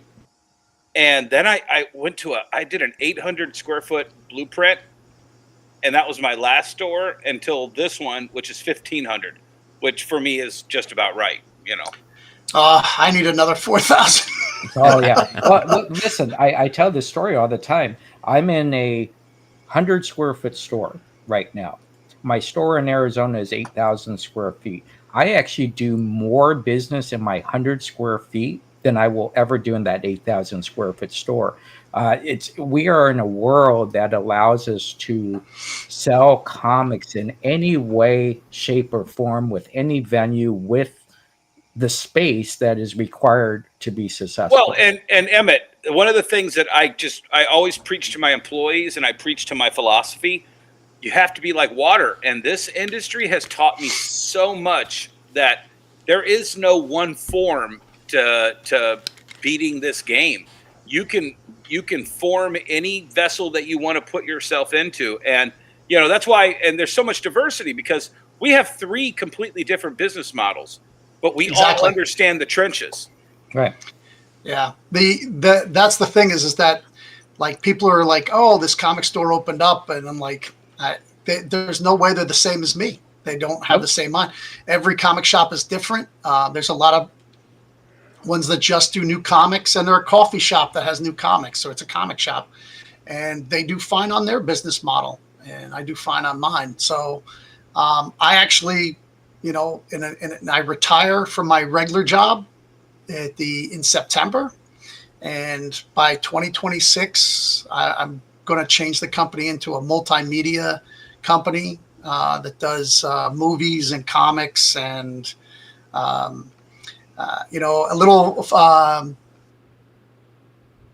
lot of Sean Lewis's books because Sean's my nephew. So, so a little bit about him because I just want to get it out there is that Sean was a playwright for almost 20 years, and he won 2 Kennedy Center Awards, which Kennedy Center Award is very, very prestigious, and he also wrote a movie, co-directed it, co-starred in it, and it's been on a book coming out in May that is crazy. It's that one there, Bear Pirate Viking Queen. Yep. With an amazing artist. This is going to be crazy wild. This is going to be one of those books like Bone, like Lone Wolf and Cub, right off the bat. Yeah. This artist is actually is shown in New York City. He has Mark Baravecchia is his name, and he has showings in New York. He's a fine artist, and he wants to do comics. It's like Sean has a serious love for comics, which I like to take credit for because he used to steal my books when he shouldn't have been reading. Well, this goes to show you, though. One of the things that Jesse and I have talked about, and I've talked in the industry about, we are the pop culture of the United States. Oh, yeah. And every time we think, oh, we have to do this to get this, we have to do this to get that, I'm like, no, guys, we need to be who we are and make them come to us. Right. Well, one of the things that, we talked about, being a brick and mortar store owner, one of the biggest things that I feel, and we talk about this a lot, I talk about it behind the scenes with these guys a lot, you have to know how to pivot well in any business situation in order to have that long life. And one of the things that comics shops and comic retailers nowadays are learning that they have to do, not all of them, but the ones that are kind of super successful right now, is getting into the social media world, content creation, IG, Facebook, YouTube, being familiar with that, learning to, put out advertisements on those social media platforms. How has that been a big part of your retailer, your store, your brand? So I've been making YouTube videos for 8 years, and beginning of the year, I finally broke 500 subscribers. And I made one video about CGC, and I got 1,000 in less than a month. I have a lot of positive videos about going over comics that I loved when I was a kid. I actually have one of the guys I went to kindergarten with was one of we had a show early on just talking about comic books that we loved. And it didn't get anywhere till now recently, but I think I'm a little negative about the people who make money off the creatives, like CGC, like everybody who's not a creative in the comic industry, who's making a lot of money on it. I think every comic book store owner is somebody who either wanted to write comics or draw comics, definitely love comics, and wanted to be in the industry. And that's why we opened a store, to be part of the industry. Well, one of the things I always joke about is we are 2,000, Jesse. We are 2,000 people who are Burgess Meredith in that Twilight Zone episode. All we want is to have as many comics as we want to read. Unfortunately, it seems like on the treadmill of our weekly owning the store, our glasses break. Yeah. Well, I think social networking is very interesting. I've been doing it for 15 years now. I've been very fortunate to have a very good following. I kind of stay on the positive notes. I really don't dive into any drama or negativity, and that is fine because we know you're going to get more views by doing that. That is fine. But I think what happens when you create a brand that isn't doing that, it's very tough to pivot over to that type of style of talking. So I'm more in that positive, great hope. We want to give some great comic book therapy in everything we do. We want to coach. We want to educate. I tell people, and obviously this doesn't come off as bragging, but last year my Google page had 125 million views. All right. Wow. And I'm sitting there saying, how did I get 125 million views? And I'll show someone, they'll say, how'd you get 125 million views? I have no idea, right? What I do know is I'm consistent, and every week I'm putting up something new. And that's what you got to do when it comes to social networking. The other thing is you got to reach beyond comic books, whether it be, with me with my cat, or me with Star Wars, or Nachos, or Tampa Bay Buccaneers. You want people to kind of know. Yeah, exactly. You want people to know who you are. And that's what social networking is about. People make choices to open up their wallet to give you that money. Yeah. And most of the time it's, do I like this guy? Yep. Yeah. And I think that's what you want to look at. Well, I do want that would lead us right to that super chat if you want to jump in there. Yeah. Because, ladies and gentlemen, sorry to cut you off, Jesse. Well, no, you're fine. This is actually a pretty big event that happened recently that helped you, I think, along with your CGC thing, really just gain a ton of new eyes on your channel. That being you, and it was a video that you made a long time ago. Yeah. That where you kind of just in that video, a really small part of that video, you kind of mentioned Comicsgate and your opinion on them and some of the things that goes on over there, which was very interesting. Well, somebody had sent it to you. Or sent it to Ethan for Ethan to watch on his channel. And if you guys haven't seen it, I made a funny little clip that I would like to share with you guys. Let's go ahead and take a look. It's hysterical. Yeah. Hold on here. Unhappy with. We got a retailer who is unhappy with Comicsgate. Beyond Wednesdays is here for $10. He says, this is Emmett, who owns Haven for Heroes Comics. He jumps on my channel every once in a while. A good guy to me, but I'm going to EFAP this with him Saturday night now. Lol. Right. Thanks for coming on today. A few moments later. There's 1,000 comments about who you hang out with and what's that say about you. Yeah, he's a competent artist, competent telling storytelling too with his art. Great. Make a book. Shut up. You shut up. You know, if you can't no, hide you. somewhere, You shut up. You shut up, sir. You know, you shut that's your your mouth. problem. Shut your gob, It's sir. not my problem. You Wait till shut the your drama cake part hole. of it. Shut up. You shut up. If you can't get shut hired your somewhere, cake hole. That's something. Shut your Twinkie gap.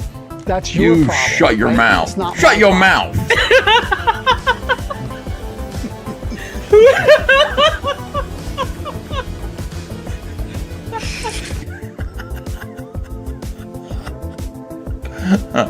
But I will never shut up, sir. Ever. I will never shut up. You shut up. One eternity later. The new book from Indiegogo, Cyberfrog. It's a transcendent book. Sir, did you just say that everybody is saying that Cyberfrog is transcendent?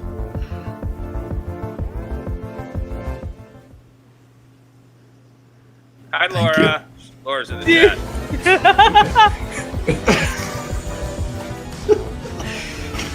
But anyway, Dude, bro, that was classic. It's like people only do things because they get paid. And that's just really sad. Everybody's saying the book is transcendent. Cyberfrog, the new book on Indiegogo. It's transcendent. It is. You can go right here and get Cyberfrog 3, Red Extermination, right now.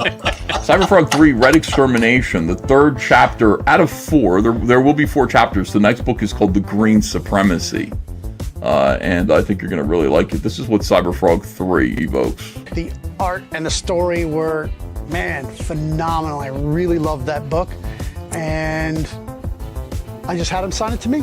And now it's mine. I keep it. Love this art form. Be passionate about this art form. And keep reading comics.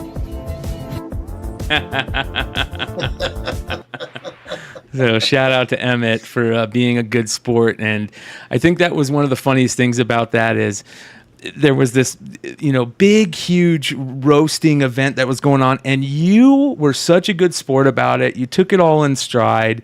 That's what I appreciate about people when people can kind of like laugh at that. It was great. We're off the boat from Ireland, Irish Catholic family, and then I was 6.5 years in the military. My skin is so thick. There's really no, I know all the mistakes I made. There's nothing you can pick on it that I don't already know about it. So, well, this is actually, you know what? I wanted to talk about this last week, and it's something Jesse and I learned, and it's something that I'm sure you don't care or already know. The beautiful thing about being the comic shop owner is no one can cancel you. I have had wars with publishers. Jesse and I have been put on hit lists by publishers. I had retailers come and go, Dennis, aren't you worried they're going to cancel your Diamond account? They don't have enough money to cancel my Diamond account. They need my Diamond account. Yeah. And it's, and the thing is I have a lot of customers at my little store in Little Monroe, Michigan, that they see my Cyberfrog hoodie, which is one of the most comfortable hoodies I've ever owned in my life. Shout out All Caps Comics. Yes, and they see that and they're like, "Hey, CG." I'm like, "Hey, yeah, definitely CG." I have one book by a CG person, but I have a ton of books over on the wall by CG members. Dale Keown, yep. Chuck Dixon used to be CG.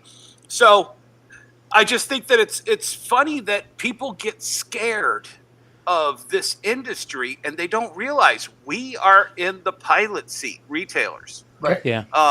And they can't cancel you. I had Diamond one time pull me into a meeting. Roger Fletcher pulled me into a meeting and was like, Dennis, you're not going to make any trouble for DC here at San Diego, are you?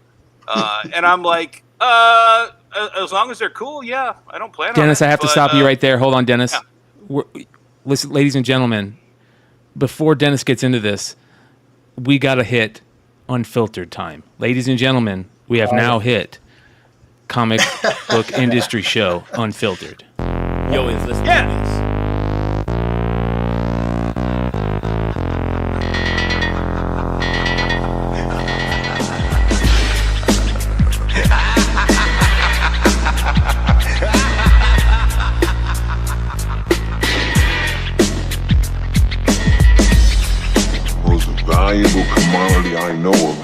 information.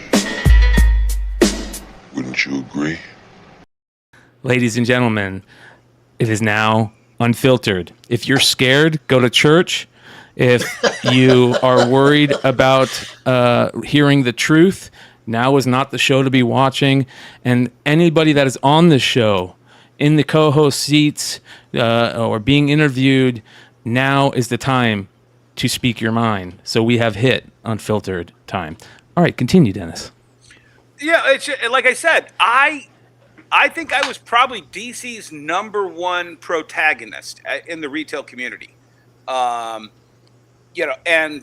I was very outspoken about most of the stupid stuff they were doing. Right around 52, the weekly book, yep. And Dan DiDio, it was going south, and they had committed everything to this. And at the end of it, Dan DiDio had this editorial note. Hey, remember when we told you this is going to be about the missing year out of DC and all the stuff that happened in that 1 year later? And we decided to make it about the tertiary characters of the DC universe. Aren't you glad we did that? And I'm like, no, because of what you told me, I committed heavy orders to this because you said you're never going to reprint it. It was going to be the most important stuff ever. It was going to be everything that happened in that missing year. And I was just like, are you kidding me? You lied to us to get us to buy your stupid book that is in every dollar box that I see, even quarter boxes. Yeah. And what's funny is, just jump in real fast there. When you go to a retailer summit and you walk in, you have, well, this is back in the day, right? So you have probably about 70 round tables that hold what, Dennis? 10, 12 people, right? Yeah. 8. And so you see Dennis in the corner. Every table is jam-packed. And then there's Dennis, me, and maybe one other person. And people are like, oh, I'm not going to go sit with those guys because they're going to, they don't care about what the decorum is. Because you kind of have to step up, and you have to be passionate, right? You definitely have to be passionate, but you have to have this energy to say, this is good for the industry. And if we don't set up, or if we don't stand up and we don't talk, then this famous thing of throwing a box of damaged books at a summit and doing that, that's what separates you from the rest. And because we want to do stuff that is positive for our future. Are we then get hit a little bit? Yeah, so what? Well, at Diamond, that was actually the weekend that Diamond called me into the Baltimore offices before the summit. And I thought, hey, we're going to get down to it. Let's roll our sleeves up and figure out how we're going to not have so many damages. Yeah. And they were like, Dennis, you have a 20% damage ratio, and our ratio is, I think it was like 0.2%. Yeah. It was whatever it was. And they're like, you need to get your numbers in line with the rest of the industry, or we're going to have to decide whether we want to do business with you. And that's the last thing you say to me. And then guess what? 2 days later, I'm dropping that box. It went viral, and Mighty Mel V was like, that was the moment I knew that's that motherfucker that I want to hang out with. Yeah. And here's the thing. You go to a summit, you're bringing luggage, you're bringing clothes. Dennis is bringing a box of damaged books. Well, Emmett, you had an interesting situation we talked about last week with Comics Pro. If you guys haven't seen that video, go to Emmett's YouTube channel and watch his video about Comics Pro. Has there been any fallout from that since you posted that video or had that conversation on your end? Believe it or not, the opposite. Wow. So during the Comics Pro event, Jennifer stepped down and a new president was elected. He called me the very next week, said one of my viewers reached out to him. He must have been at the show, one of my viewers, and told him about that. I had a video up about it. And his name, he's from Captain Blue Hen Comics. That's him. Yep. And we had a really good conversation. I said, passionate about comics, and it sometimes comes off as anger. And it happens to a lot of us.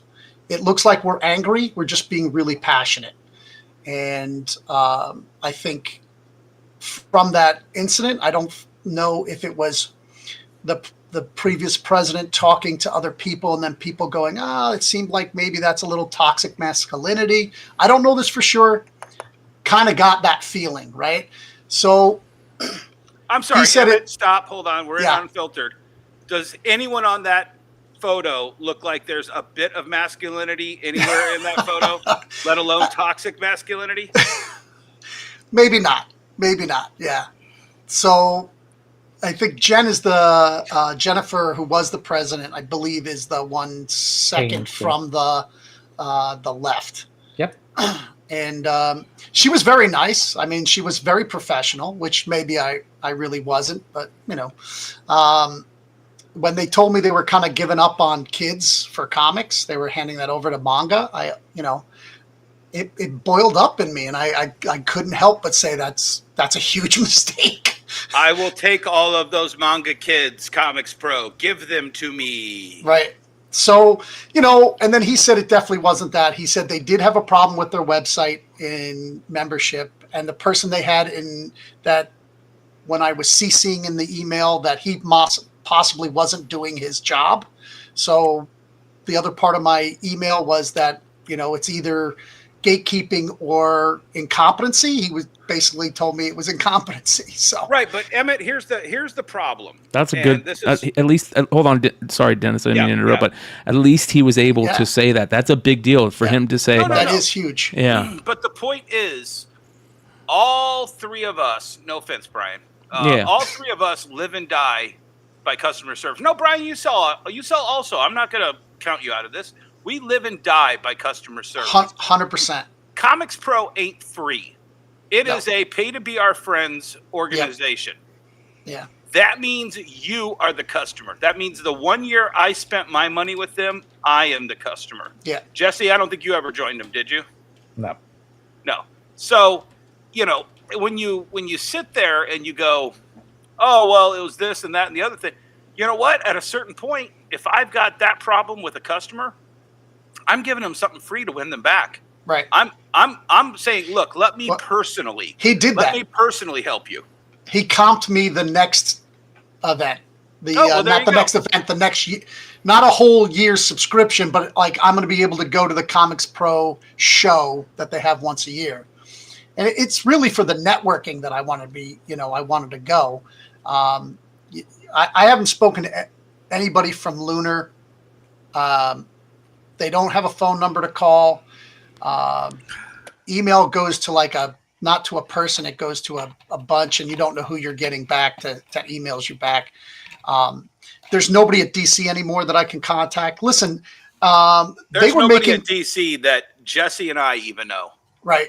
Well, here's the thing is they were making bad books for the last 3 years, and I lost a lot of subscribers through COVID, and their books weren't bringing people back. Can I tell you my take on the Lunar situation, Emmett? I think I discussed it with you on our little 3-part interview. Yeah. Lunar is comic retailers' biggest enemy because they're wholly owned by discount comic books. Comic books, yeah. Did you notice that there's no back issues at DC? They don't care. They all go. I guarantee you. I don't know this, and this is probably slander or libel or whatever, Brian. I think all of the books that don't sell through Lunar just shift over in the same warehouse and go to discount comic book service. That's what I felt. And that's one of the reasons I love Diamond, because listen, sometimes I want to have a sale, and they have liquidation of books, and I can buy 1,000 books at 60 cents a piece if I want to have a big sale. Yep. And they're all brand new books.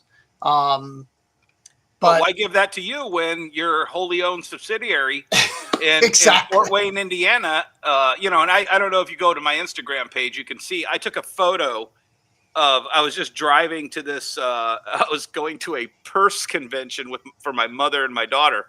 And right out of nowhere, I see this giant Lunar logo and this giant discount comic book service thing on the front of the doors. It's one warehouse. Yeah.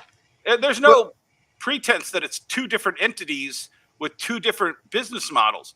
Every dollar retailers put into Lunar to get their goes into DC, Discount Comics. Yeah, goes into Discount Comics that they use to buy ad spends to get your customers to use their website. Period. Well, the even worse thing though is DC knows they made bad books for 3 years, and I have to take now a 35%. Because I couldn't buy enough books because they weren't selling. Yeah. So now I don't have a 50% off. I have a 35% off, and I give my customers 15. If they're a subscriber, they get 15% off. So now I'm down to making 20% on their books. So many of their books are in my dollar bins from the last 2 years, and how they repay me for staying with them at all is to cut my percentage. So, I mean, now that's not just you, Emmett. It's everybody. Yeah. You've talked to a lot of retailers. I know retailers that weren't ever in danger of losing their IDW discount or their image discount, when they were, pretty sizable. And they've all lost that Lunar 50 to 35%. Yeah, it's crazy. I mean, you can track, on their site, you get to track how much you're behind. And I'm like, at the end of the year, I'm going to have to buy $6,000 worth of comics to get my 50%. Well, they can keep it. Sure. And the one thing that you want to look at is, and my question to both of you is, how many people have walked into your store and said, hey, do you have comics from Lunar or comics from Penguin, comics from Diamond? So you have to be smart. You have to look at two things. You got turn rate sell-throughs. Obviously, that's very important. But you also got to look at who your best partners are. And if you can't call someone, if you can't email someone, that becomes an issue. I'm with all three. Listen, we're going to always be with all three. If there's a fourth, I'm going to be with the fourth, because I also have to take care of my customers. If someone doesn't have anything, listen, I got to go over here. And I can't distinguish, this person does this or that. But at the end of the day, I think what it's done, it's made Diamond stronger, and understand that where you were is not where you were. This is where you are today, and what can you do better? So, Drew, what's going on? 100%. I'm a big fan of Diamond. I did have complaints about them, but there were things that I was complaining to. Hopefully they would fix them. But, man, when they were like – pick lists for comics for my subscribers was so much easier. It was so much easier there. And they had like I said, you could just buy the comics on liquidation 6 or 7 months after it came out. And you could buy pallets if you wanted to. Sure. One of the things that was interesting that Jesse talked about, I think it was Jesse. It was somebody that was telling me that they were in a comic shop recently, and they were talking to somebody, and they mentioned that they don't even buy comics through DC anymore because Lunar is such a pain in the neck or something like that, which is very they buy them interesting. through my comic shop. A retailer buying their books through my comic shop. And it was interesting to hear that.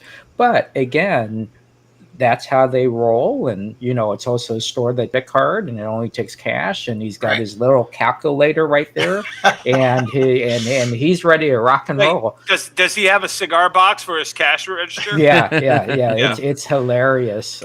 His register is his wallet. Right. Let me get my register. Oh, here's my wallet.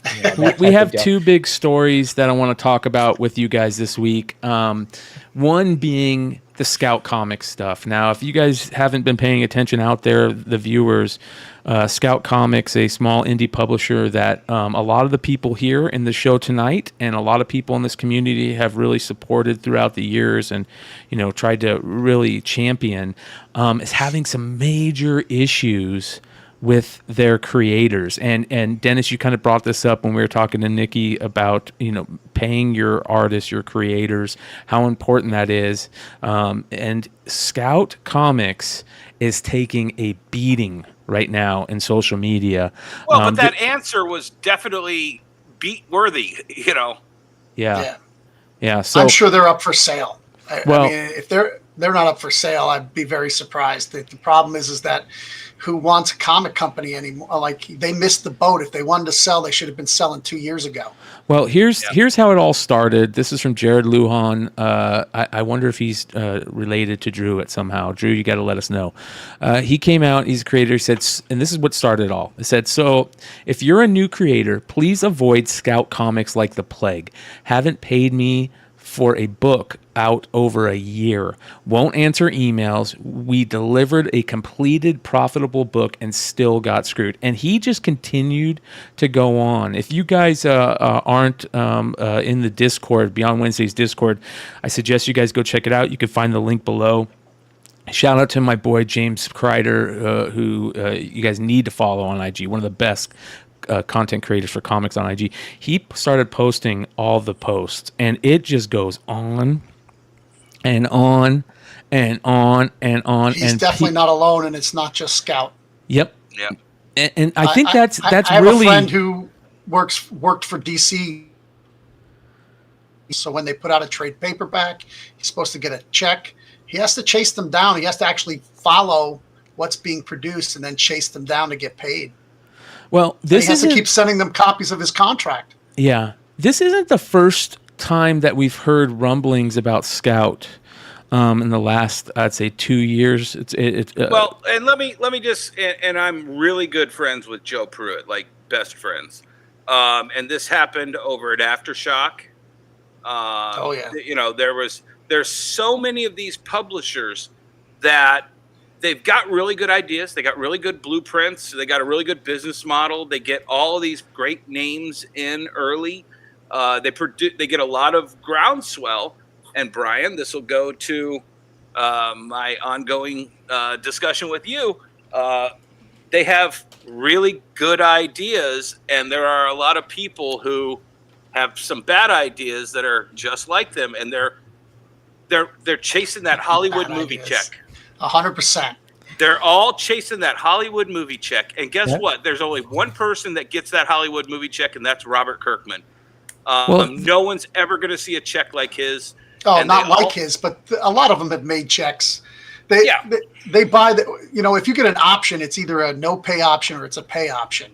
And if you get a pay option, you get paid whether it gets made a movie or not. You're not going to make Kirkman money, but remember what Mark Millar was saying? 100,000. Yeah, Mark Millar got paid big. Oh yeah. He was saying during the whole retailer summit thing that he kind of did. I think it was him that was explaining that a lot of creators in comics now that's what their goal is, because they don't get paid by the publishers how they will get paid for a pay option. They'll get paid 3 times the amount that they get paid yearly from a publisher for doing a weekly book or monthly book, and they will get paid 3 to 4 times or more the amount for one pay option on one of those titles that they've created. And that's why you see James Tynion, Scott Snyder, all these guys go over to Substack or you know, whatever. They're all doing this. Jeff Johns, he's with Image or Skybound. Was it Skybound right now that he's doing? There's a Ghost Machine. Image. He has his own print. Ghost Machine. So he's trying to do that same thing on his own, where he's trying to build this world with other creator friends of him, because they know that they have to build their own IPs if they want to make money. The big publishers, especially, they aren't paying their creators, and we're seeing bad creators out of it. A perfect example is the Ziegler writer for Spider-Punk. That guy shouldn't be writing comics, especially a Spider-Punk comic, which is, he shouldn't be getting a second volume. That's the problem, I think, is that, you're not going to pay. That wrote that Thor What If? Yeah, just terrible stuff. And if you're not going to pay, you're going to get shit quality, right? I mean, we know that for a long time. 100%. I'll tell you what, just real quick with you said about talent and things. Nick talked about Space Ghost getting David Pepos. He's one of my favorite writers in comics today. Punisher has been great. His book Scout's Honor is fantastic. Go back if you want to, some good laughs and giggles. Spencer and Locke was one of his early books. He's a really good talent, Marvel really needs to lock him down. He's getting a gig over doing Space Ghost. Marvel's going to lose another good writer because he's going to actually probably make more money over at Dynamite. Well, look at Jason Aaron, right? Jason Aaron jumped from the big publishers to start doing, these indie publishers, Image Books, and all these other books because the same reason, I imagine, right? You're held back in the stories you want to write. It's just such a fucking foobar. I think getting back onto this actual subject of Scout Comics, all these folks have these options to go these directions, whether it goes small press, independent, whether it go crowdfunding. So they chose Scout Comics. I will tell you, I've done over 20 exclusives with Scout Comics. I don't do them anymore. But when you start hearing the conversations go into, well, this is option, this is option, this is option. And that's the only conversation you have. At some point, you have to say, okay, but how is this important to my comic book buyer?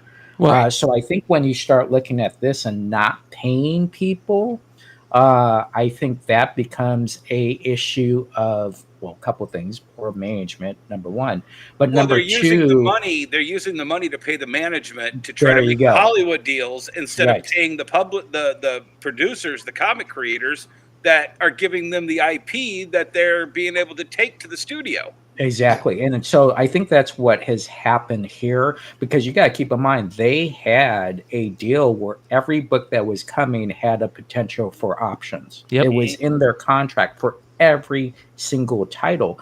And I think when you're pushing that to a creator, that creator might forget that, you know what, you probably should got paid 10 or 15 days within that contract time, not 1 year later. So, well, I want to read a little bit of this because we did reach. We had somebody on the panel here try and reach out to James and get him to, give a comment on this. And at the time, they kind of, it sounds like they didn't really want to do anything. They were kind of like, we're just going to let it be, right? If that's the best way to put it. The thing is, guess what? If they go bankrupt, much like. And I brought this up the second you guys called me up and said, hey, let's talk about Scout. And I was like, oh, it's the old cross-gen business model. Make all this IP, pay your people well, but then when everything goes tits up, you sold off everyone's IP in the bankruptcy sale to Disney for nothing. So all that work is lost.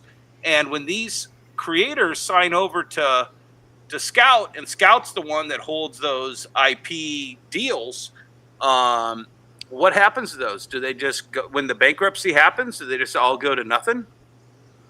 Can these guys reclaim their product and go over to Image or, boom? Well, it got so that's bad. a contractual. It got so bad. Depends on how much of the IP they own. Right. What's left of it.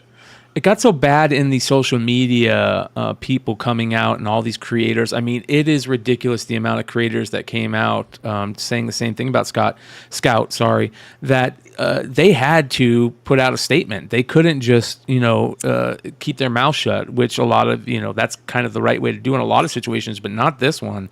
So it says here, the first clue that something was amiss at Scout Comics came from Jared Lujan, the writer of All the Devils Are Here, comic one-shot, which raised over $8,000 on Kickstarter in 2021 and was subsequently published by Scout in April of 2023. Lujan stated that the publisher withheld money for over a year and won't answer emails. Quote, I spoke to the editor-director and he implied we'd be blacklisted for complaining, Lujan wrote on February 28th, referring to Scout's Andrea Lorenzo Molinari, who also writes comics for the publisher. Quote, the CEO came in acting like he'd help and now he's ghosting us too. If it's like that at the top, you know why everything else sucks. And that is, I mean, that's pretty damning, some of the stuff that's coming out, that you just, it immediately puts a black cloud over them. But Scout put out a thing. It says here, Popverse reached out to Deneen. Popverse is where this, I dropped a link in the chat for anybody that's watching live if you want to read this. It says here, Popverse reached out to Deneen and got this response. Quote, we are talking to Jared and currently reaching an amicable solution, Deneen tells Popverse. Any creators with questions or concerns are always free to reach out to me directly, and we will work with them to rectify any outstanding issues. Well, Bryan, that's not true. You totally buried the lead. Scout Comics Holdings CEO is Brendan Deneen, whatever his name is. Deneen, a yeah. prolific writer of comics, never heard of him, prose and screenplays, who at the same time also served as executives for various companies, including Dimension Films, Weinstein Company, Scott Rudd, and Macmillan. He broke into the entertainment as an agent for William Morris. This is the middleman.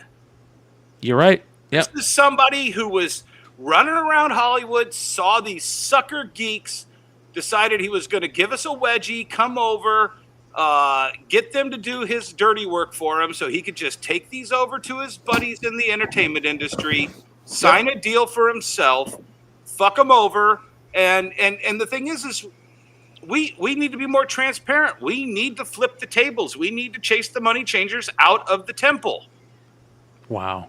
And this is what happens. Yeah. I was a huge fan of Black Caravan books too. So was I. Yeah. So was I. I would love to find out, what's going on with some of those. I mean, you guys can see it just goes on and goes on. So I want to ask this question to the panel. Is Scout Comics going to survive? Is there going to be a Scout Comics in 2 years? No. A lot of these small. Yeah, I think Aftershock is done. I think Scout's gone. They had when you don't pay your talent doesn't come, right? And you need talent to sell your books. That's all people want. They just want good comic books. That's it. It's that simple. Tell a good story.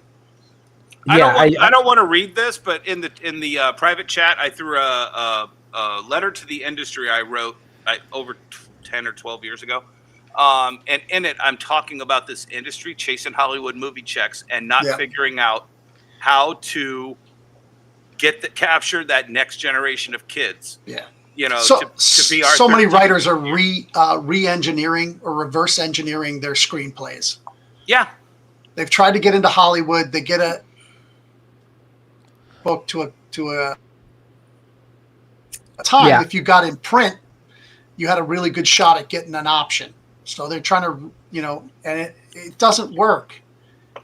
Yeah, I would say in this instance, the way that they survive is being a little bit more transparent with everything going on. A lot more, And what they also have to do is they have to sit down and they have to say, what do we own, right? And if we own 5 properties that we officially own, no one else owns, there's no partners in this, can we make it off these 5 properties? They don't Stabby Bunny, right? They're number 1 selling comic book of all time. Maybe you got to reinvent that. You got to restructure. I don't foresee Scout Comics going completely out of business. There could be partnerships down the road being absorbed by someone because that's what happened to Aftershock and all these other things. They just get absorbed. So there's a funny anecdotal story that fits this perfect, Jesse. There was a comic book that we all read back in the day, Cowboys versus Aliens. Yeah, it was a prestige format. Yeah. And I remember somebody, I think it was probably on Bleeding Cool, somebody won a Storage Wars locker. And it was the entire office for the company that owned the IP, the publishing company for Cowboys versus Aliens. And this was right at the same time that movie was coming out, and it was such a dichotomy of, so these guys were just holding on to this property for all those years. And it was like 10 or 15 years. It took them from comic book to buying the rights to actually getting and in the end, the entire office was bought by a Storage Wars. Yeah, sure. This is and comic books have started to do one other thing with what small movies did was creative accounting. So when you say, well, you sold this many, I deserve this check, because if it's 100% like an image, if it's 100% your book, then there's sometimes, they have a flat fee for printing and stuff, but there's other things that come down the road. I feel like your Oh, well, I'm residual sure. checks and Well, stuff. just think about Comics Pro. Yeah. I guarantee you, if they printed 500 copies of Trish and Farrell, Tony's. Farrell, yeah, the preview book. Yeah, Right. Somewhere in that creative accounting over at Image, that printing cost for that free copy Right. comes out of what Oh, Farrell 100%. is going to do. 100%. And you don't know how much of whoever flew from LA to Pittsburgh, what portion of that got tacked on to all the books that they promoted. That, I'm sure. Well, after all the bad publicity, here's the newest update. So Popverse writes, in the days following the initial post by Lujan and others, we have confirmed Scout has conversed with some of the creators who have taken issue with what the company later would describe as missteps. That's what they're calling this. On the evening of February 29th, Scout Comics and Entertainment Holdings posted an unsigned open letter to those concerned about the state of the company and reposted it as replies to some of the public complaints about the company. Quote, while Scout has always strived to maintain high levels of service to our teams, recently a creative team expressed their frustration publicly due to having not had a response to their concerns in several months. This is true. We dropped the ball by failing to respond in a timely manner. We take full responsibility for our lack of response at that time due to an internal miscommunication. We will continue to strive to do better and improve communication with all of our creators. Very few creators have contacted them with concerns and attempts to contrast it by saying unnamed other creators have, quote, reached out in support. This is the problem that pisses me off. Scout then directs any Scout comic creator with concerns to email their company's COO, and they will now be, quote, listened to, and all inquiries will be responded in a timely manner. You should be reaching out to those people. You shouldn't have to have those people reach out to you.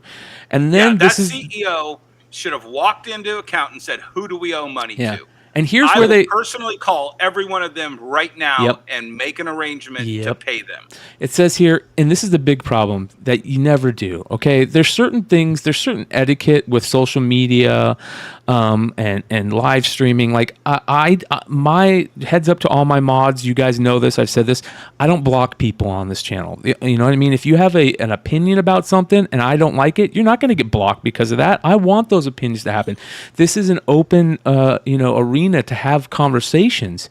You also don't turn off the replies. And it says here, in the postings of this open letter on Scout Comics Twitter or X and Facebook pages, they specifically chose to block any accounts from publicly replying. Of course. And I don't feel like what you're saying is true. I feel like you don't care really. And I will tell you, coming from corporate, I can, with my previous job, coming from corporate, there's a key part of this sentence that you got to read. So your job is to come out and say, okay, we know this has happened, but your job is to minimize what has happened. So they use a phrase in there that says there is a creative team that expresses. So what they're trying to say, oh no, it's just one team. It's just one. It's just one group of people. And so they're trying to control this narrative by that little tiny phrase that you catch in there. So recently a creative team expressed. Yeah, you're right. Yeah, that's well, that I like. I threw up the one the second you said that, and it's so important to that first response being correct, right? And I think too many times we feel like until like the tomatoes start hitting us in the face, we feel like we can't come out and make that response, which, it was a good response. You just took too long to do it. And then you should have kept those things open. And that response being, we messed up. We're sorry. That we're human. We're okay with that. If that is your response, I mean, it can't happen over and over and over again, but we understand that response. And a lot of the times that response will help you. But Emmett's right. It's this Hollywood mentality that this guy clearly comes from, that he then decided to come into our world and thinks he can do the same shit that Hollywood accountants do when they, don't pay a screenwriter. The guy who wrote Batman made $0 off of Batman, but Jack Nicholson made $50 million. you know, and they play that game there, and they think they can play that game here. But our little fish pond is a lot smaller, guys, and we will rake you over the coals. Yeah, yeah. So it's very interesting. We're going to keep our eyes on Scout, and we'll continue to update you as this story concludes or continues, whatever happens. It's very interesting. All right, this next story is probably the biggest deal in the last couple weeks, couple months maybe. On the ending of the whole CGC debacle and everything that happened both times, you know, there was a little bit of a break, and then it continued on in a big way, with shout out to our boy Thorough for keep it thorough on IG is, you know, one of the places that you want to. He's one of the best sharks in our little pool. Yeah. And I'm gonna go ahead and show you guys his channel so you guys know who I'm talking about. Thorough is one of the I would call him our local investigative reporters, right? In the YouTube comic sphere, I guess, right? So he got word that there was, and he's live right now. Is he live right now? Yeah, he's live right now. Is the comic community real? So make sure you guys go check that out after the show. Here's his channel right here. Shout out to the Savage Army. If you guys go check it out, Keep It Thorough Comics on YouTube. I'm going to drop the link in the chat, and all you guys have to do is search for Keep It Thorough. But again, shout out to the Savage Army. He had a show that talked about one of the craziest things I've seen in a long time. On the CGC boards, okay, this is CGC has a forum. What's the name of their forum? Is it just CGC Forum? Comics forum? It's just in the CGC.com forums. Yeah. Yep. So this post was originally posted in the CGC forums, and it was reposted on Reddit, and it says here, CGC Comics Division took the following excerpt down from their forum that came from a former employee of Comic Connect / Metropolis Comics. Big name, you guys.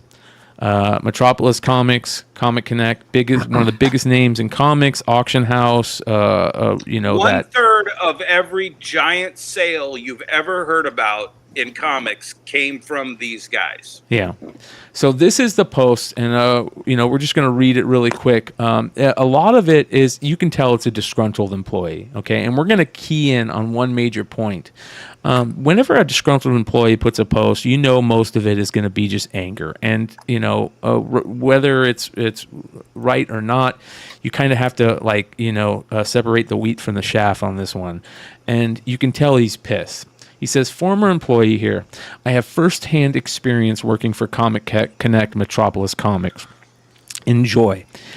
It is a very depressing place to work, with no leadership, no structure, no respect for employees from owners Vincent and Steven. If you are hired for one job like inventory, you will most likely end up having 3 to 4 additional responsibilities that no one will train you on.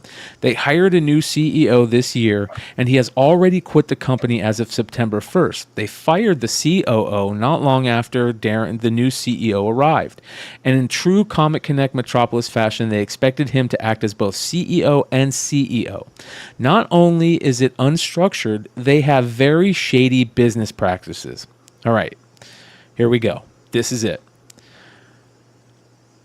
Vincent and Steven bid on Comic Connect auctions under the name Mr. Pink. This is an account the company uses to bid up items that are underperforming or in order to win items that are about to sell for too low. Since they have access to see who is the top bidder, they are able to bid out anyone they want. Many times I have seen employees bid on something minuscule like a poster and lose. They come in the next day to see who won the item and they wanted, only to discover it was Mr. Pink that won. The items Mr. Pink wins are collected and placed into a room. These items are then brought downstairs eventually and loaded into Steven's van, where it is either relisted or held on to at Steven's house. Vince, and then the rest of it, you guys, is just more kind of disgruntled employee stuff where he kind of talks about this guy was a jerk to me and this guy did this. But this Mr. Pink stuff is such a major issue, you guys. Like, when it comes to comic book auctions and the comic book secondary market, shill bidding is up there in the top 3 complaints that people have that is just destroying that part of the industry. It's been around forever in every kind of auction house. I like to sit up front at an auction house so I can see the item, and then I move to the back. When I go to bid on something, I'll move all the way to the ghost bidders. Shill bidders is one thing, but also ghost bidders is this kind of the same thing. Shill is worse because that's usually somebody they have in the crowd who's actually bidding to try to bid you up. And the shill bidder is tougher because what happens if you won't go again, that guy will say, "Oh, I didn't mean to bid," and then you'll be the back bidder, so they'll come back to you. Whereas a ghost bidder is they just start pointing behind you and you don't know who you're bidding against, and it could be nobody. But yeah, I'm very familiar with that from. Well, I know Dennis and Jesse go to auctions all the time. Yeah. And, you deal with interesting stuff, but the online auction marketplace, whether it's eBay, Golden Auctions, Comic Connect, Heritage, like that is one of the biggest problems. And look at some of these items that are being sold, you guys. We're not talking about $1,000 CGC 9.8s. We're not talking about, a couple $1,000 crazy rare variants. We're talking about Action Comics 1. We're talking about, Teenage Mutant Ninja Turtles 1, Amazing Fantasy 15 in high grade. We're talking about $1 million comic books. Yep. Yeah. And they need those because you guys, all of YouTube gets on there and goes, "Hey, look at this last sale of like this big book." And then that sets the mark of where the book should sell. But you don't even know if it really sold. If it's sold to the people who want to push the book, they have 3 or 4 of them, or when you pay that buyer's premium and the percentage points, let's just take $1 million book. If the book isn't, if you know it's $1 million book and the auction just isn't happening, and you're like, well, you know what, for the 10%, we can own this $1 million book. Let's and we'll get it for 20% off by bidding $800 because it's only going for $750. You pay off your buyer the 80 G's, because this is all consignment. Most of this stuff is consignment. Actually, I bet half of these books are consigned from their ownership too. Especially if Mr. Pink is Vincent or Steven putting them back into the market. But it just goes to show you what we were talking about. It's about integrity. And the second that integrity is in question, everything is in question. Yes. 100%. Yeah. I think what happens is you create a destination point with a great reputation, and then you create these community standards. And those community standards is what gives that person the trust to bid. I'll give you a prime example. Last night, I had someone bid 45 times on an item last night. They ended up selling for XYZ. Altogether, I think there's 126 bids on it. At the end, they canceled saying they bid by mistake. Right. And I'm sitting there saying, okay, but you bid 45 times, so there's no mistake here. They had one of those little birds that kept doing this on their keyboard, and I don't know. Exactly. So you explain to them community standards. Listen, we can't second chance this to the next person. You second chance a bid to a second person, the odds of that second person buying it, they are going to question why, right? And then 100%. You put your reputation in the bad spot. Exactly. 100%, brother. 100%. Yeah. So I would tell you that when you have a trusted place, and I've known Vincent for a long time, and I've reached out to him, and I'm sure down the road they'll be able to come out and talk about this.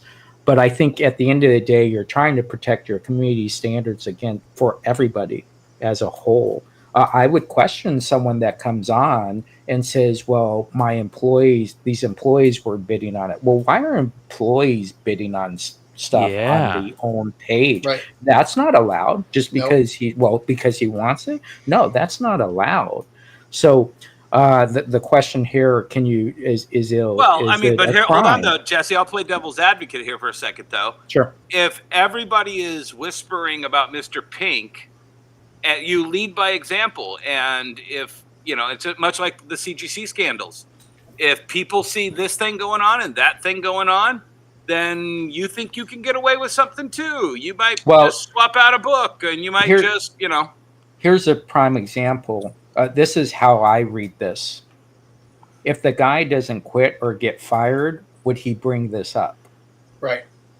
Well, obviously he brought this up because he either quit or got fired. Oh yeah. Yeah. So this guy knew what was going on and still didn't say anything. Yeah. Nope. Absolutely. That's the problem.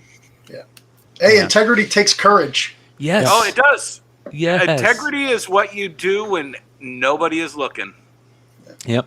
And we've talked about that a lot in my years on content creation and YouTube. You guys know that's been a big thing. I see that. Here's the thing, and once again, I'll play devil's advocate here. Your Vince, he's been hustling as long as you two have been. He's gotten to touch every one of the best books that anybody has ever been able to touch. Multiples. I mean, I saw 5 copies of Action 1 at C2E2 one year at his booth. Yeah, sure. But when you see Heritage and you see Comic Link and they get an Action 1 and they get the record-breaking sale, maybe that's what you have to do to maintain that drive is get the next Action 1 to go 100,000 more. I mean, maybe if we just shill bid it, then it will get the headlines, and then the next auction will be even bigger, or we might not get this collection from this certain person. Well, you can tie it into CGC and Heritage and all that. Is that if we get the highest price for Superman 1 or Action Comics #1, we get the highest price. Where is the next one going to go to? Right. Are they going to go to where the highest price got, or are they going to go to? And we almost buried the lead here.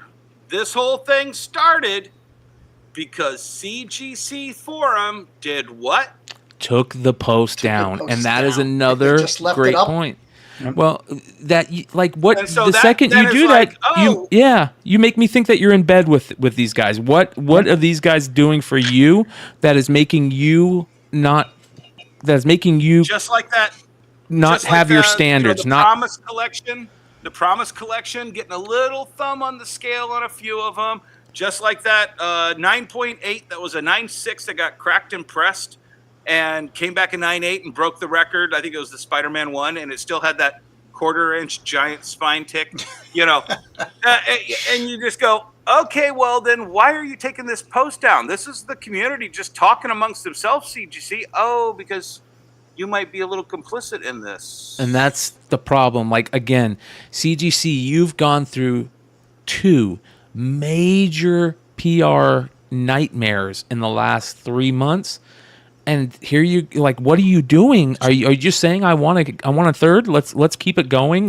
Like your what's his name in Breakfast Club? No. You want to you want to see how mad I am about this whole CGC thing? One thing I'm mad about Diamond is that they let the CGC come in as a sponsor, so all their material has CGC on it. So if I want to put up free comic book day advertising, I have to advertise CGC. Yep. Who I don't believe in at all. I'm going to cut it off my thing that hangs on the window. Well, and back to our previous discussion, Discount Comic Book Service in Luna. Do you remember that free comic book day, Jesse, where all the free comic book day books from one publisher had a Discount Comic Book Service logo on the back of them? Sure. And we all raised bloody hell, and we're like, what the F? Oh, that was a mistake. We didn't mean to. Yeah. And they try to sneak this they try to sneak Dawn past the rooster, and we're smarter than them. They might get away with it for a brief moment, but we're going to hold their feet to the fire. Yeah, Right. their free comic book day bags also say CGC on them, and I still have to pay the same $55 to get them. Yeah. Yeah. No, it's crazy when you get into that gambit for FCBD, and I think we should have a segment on the cost to do FCBD. What I would be interesting is, does Metropolis and Comic Connect separate this issue when they come out to actually talk to the public? Is this a joint issue or is this a single issue?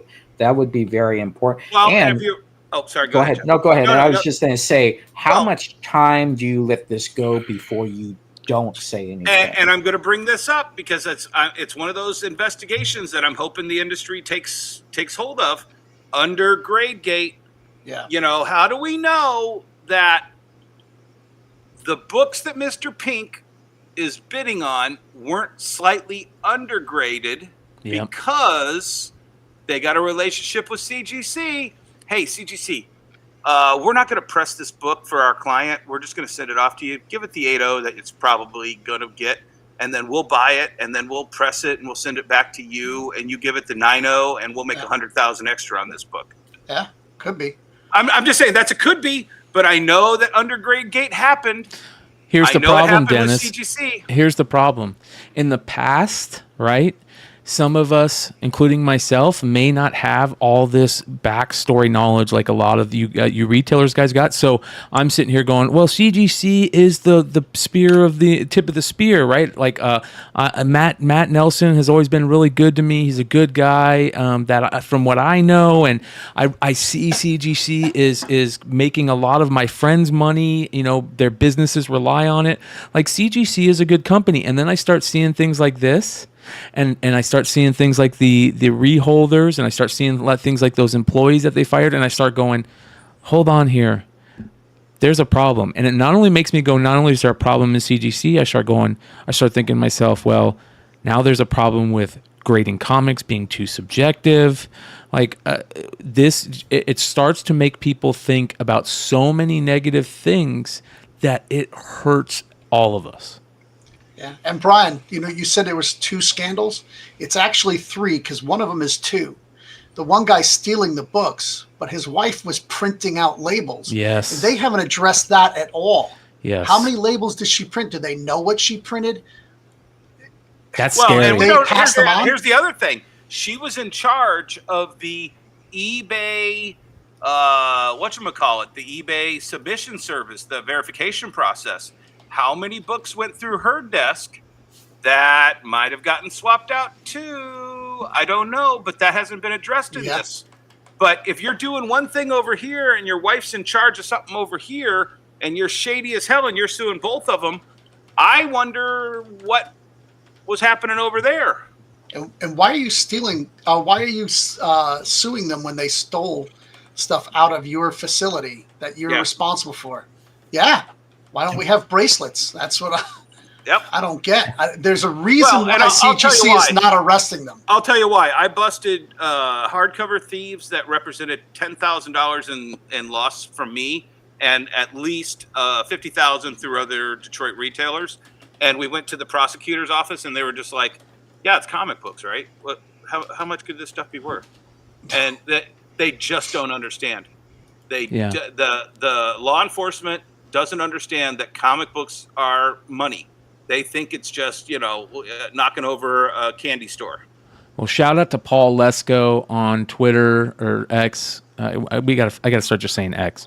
That is the quote unquote, hobby lawyer that really takes an eye and investigates some of these lawsuits on the trading cards and sport card side. He's the guy that broke the CGC I would like lawsuits. to see him become our Ricada Law. Yes, I agree. Swaggle House did a great interview with him.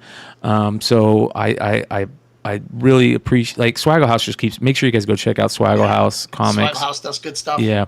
I'm gonna reach out to Paul and try to get him on this show at some point to come in and talk about this, because, man, he is just doing great stuff for free, basically, to everybody, Yeah. you know?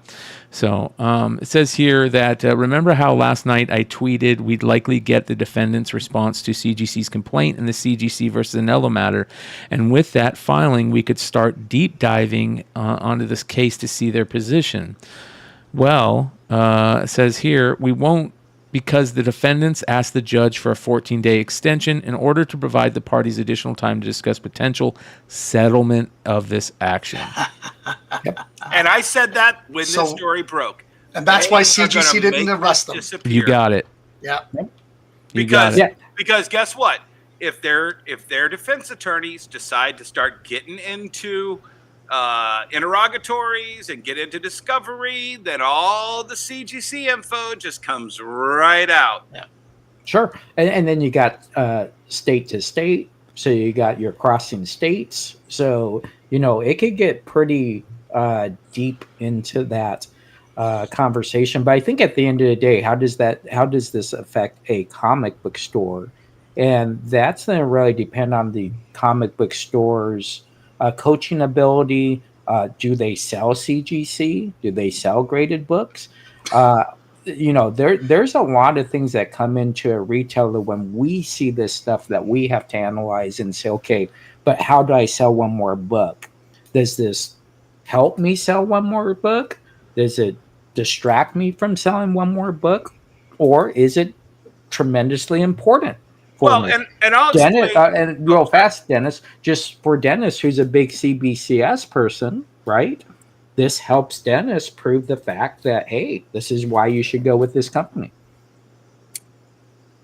Yeah, it's unreal. And it Well, also. and I was just gonna say, I have a different business model than both of you guys. We all, every retailer. I have a bottom tier that what I like to call 80% for the noobs. While 2,000 stores are fighting for the same 100,000 customers, I like to think that I'm going for the million customers that don't go to comic book stores, and I have 80% of my inventory just for them. But that doesn't mean I don't have upper level. So I have wall books, just stupid 90s, like, oh, I remember that book, Death of Superman for $25. I remember how hot that was. I'll buy that. And then that's kind of that 15% for the slightly more or less novice people. And then I have that extra 5% at the top of the pyramid, which is a graded 181 or, a graded Spider-Man 300. Because those people want a transferable commodity. They want, something authenticated by somebody that says this is what it is. It's no haggle factor or anything. So I do think grading is important slightly for my business model because that's what I cater to for that 5%. But this stuff makes all of that go down. And there are retailers who have their entire business model based on grading stuff. And it is torpedoing all of them. Shout out to Longshort. He posts these things every day, and it's just like, oh, yeah, these books are slip sliding away right now. Oh yeah, my market reports on Wednesday. I look at sales of comics and graded comics on eBay weekly, right? I'm doing these market reports where I'm going and looking at sales and I'm seeing the drops on prices. And I keyed in on a retailer the other week that was selling high grade all 9/8 copies of books that we saw on all the Hot 10 lists 6 months to a year ago for $50, $40. And these books were $100, $200, $300, $400 books. And easy. in preparation for tonight, Cash flow. Cash flow, absolutely. Yeah. But I looked in preparation, and I just did Scout Comics.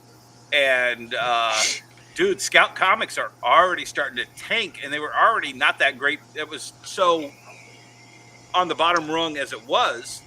For graded Scout Comics and these books that we had on every top 10 list 3, 4, 5 years ago, they're tanking right now. Yeah. And there's a lot of people that are doing it from home, and from, or all on the internet instead of having a shop. And, they've watched these on how to be a business, and they're doing it all on credit.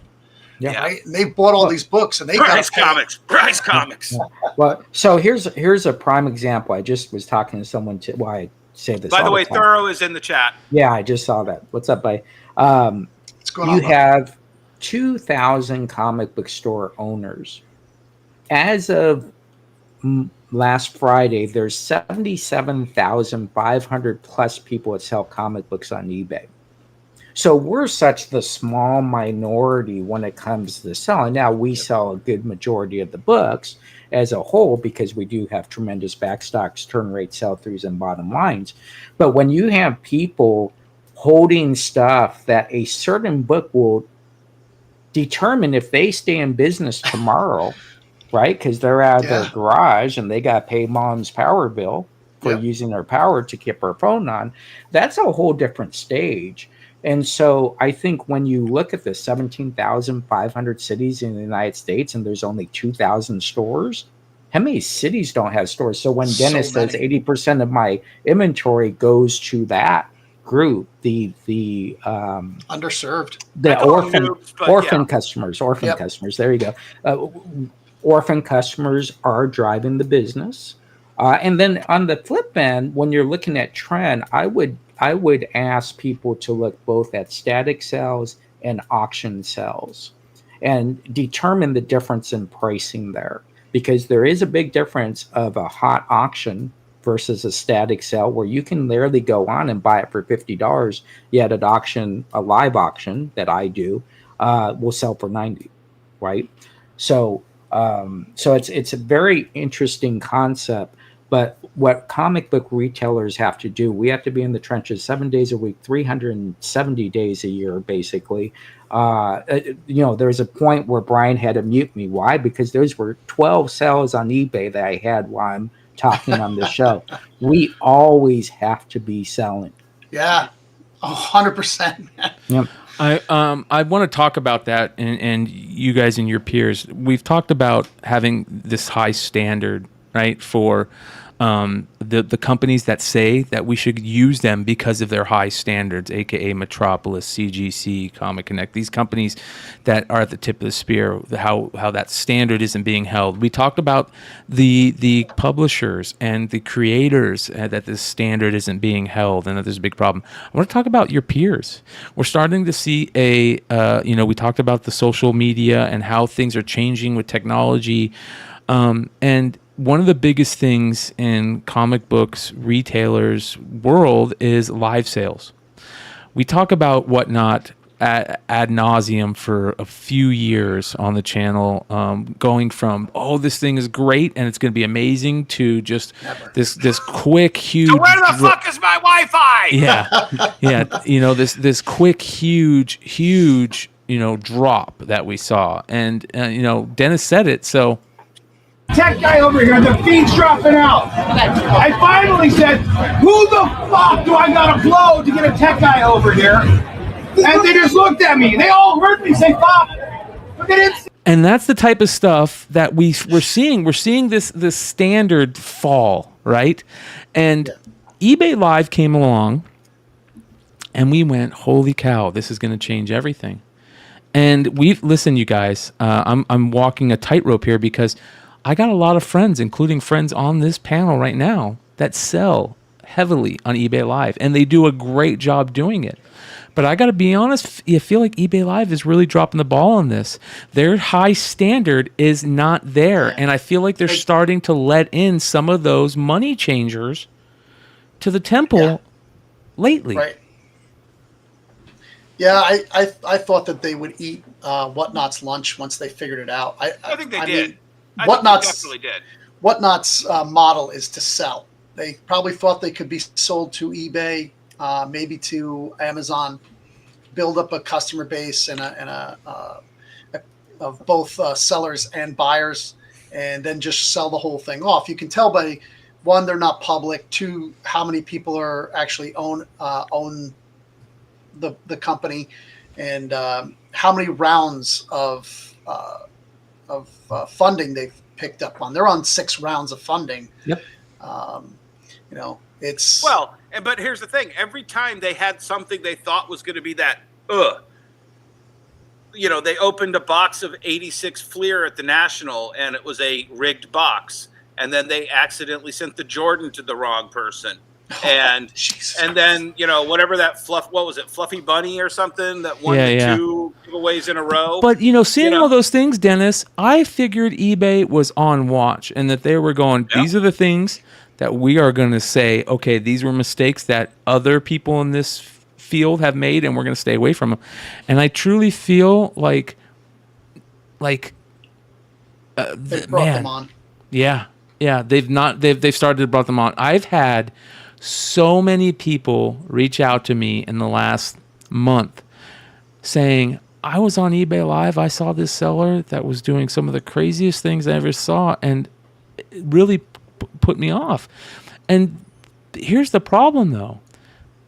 They're making money, and people that are selling on eBay Live are doing very well. Even the guys that are probably not doing it with any, merit, not merit, standard, that high standard. When you got people that are selling comics and they're talking about everything other than comics, when you got people that are selling comics and they're selling a book that is basically like their wives and other retailers' wives as like this I got to be honest. I saw it. I saw somebody selling a glow variant, and when I'm not talking about Gorgeous Ladies of Wrestling, this variant was made for retailers that were selling on Whatnot. They got their wives to put their picture in a book and then put a drawing in the book, and they called it Gorgeous Ladies of Whatnot. And they're selling it on eBay and talking about masturbation and they can't name characters. Like, what is going on? This was some of the biggest stuff that we said we don't want on Whatnot, and Whatnot actually kind of listened to that for a while. eBay is not, and that makes me worried because I see eBay as this. They could really not only take over the industry but help the industry. Let me just say though, CBCS has had the same problem, except for just recently. Us CBCS people were like, "Oh my God, why aren't you jumping on this and exploiting CGC's failure here? Why aren't you?" And CBCS didn't. And then they had one scandal where they lost some people's books, and all the CGC apologists were like, "Well, yeah, but CBCS had that one lost book or that one, company's lost order," which I think there's a whole story on that one. But, and it's just like every scandal, it's just like our politics right now. Yeah, yes. It's like if you're over here and I'm over here and that scandal involves you, I'm ignoring it. And I'm going to defend it. It's just like, okay. My problem with Whatnot was that this country is built on free market. It is not a free market.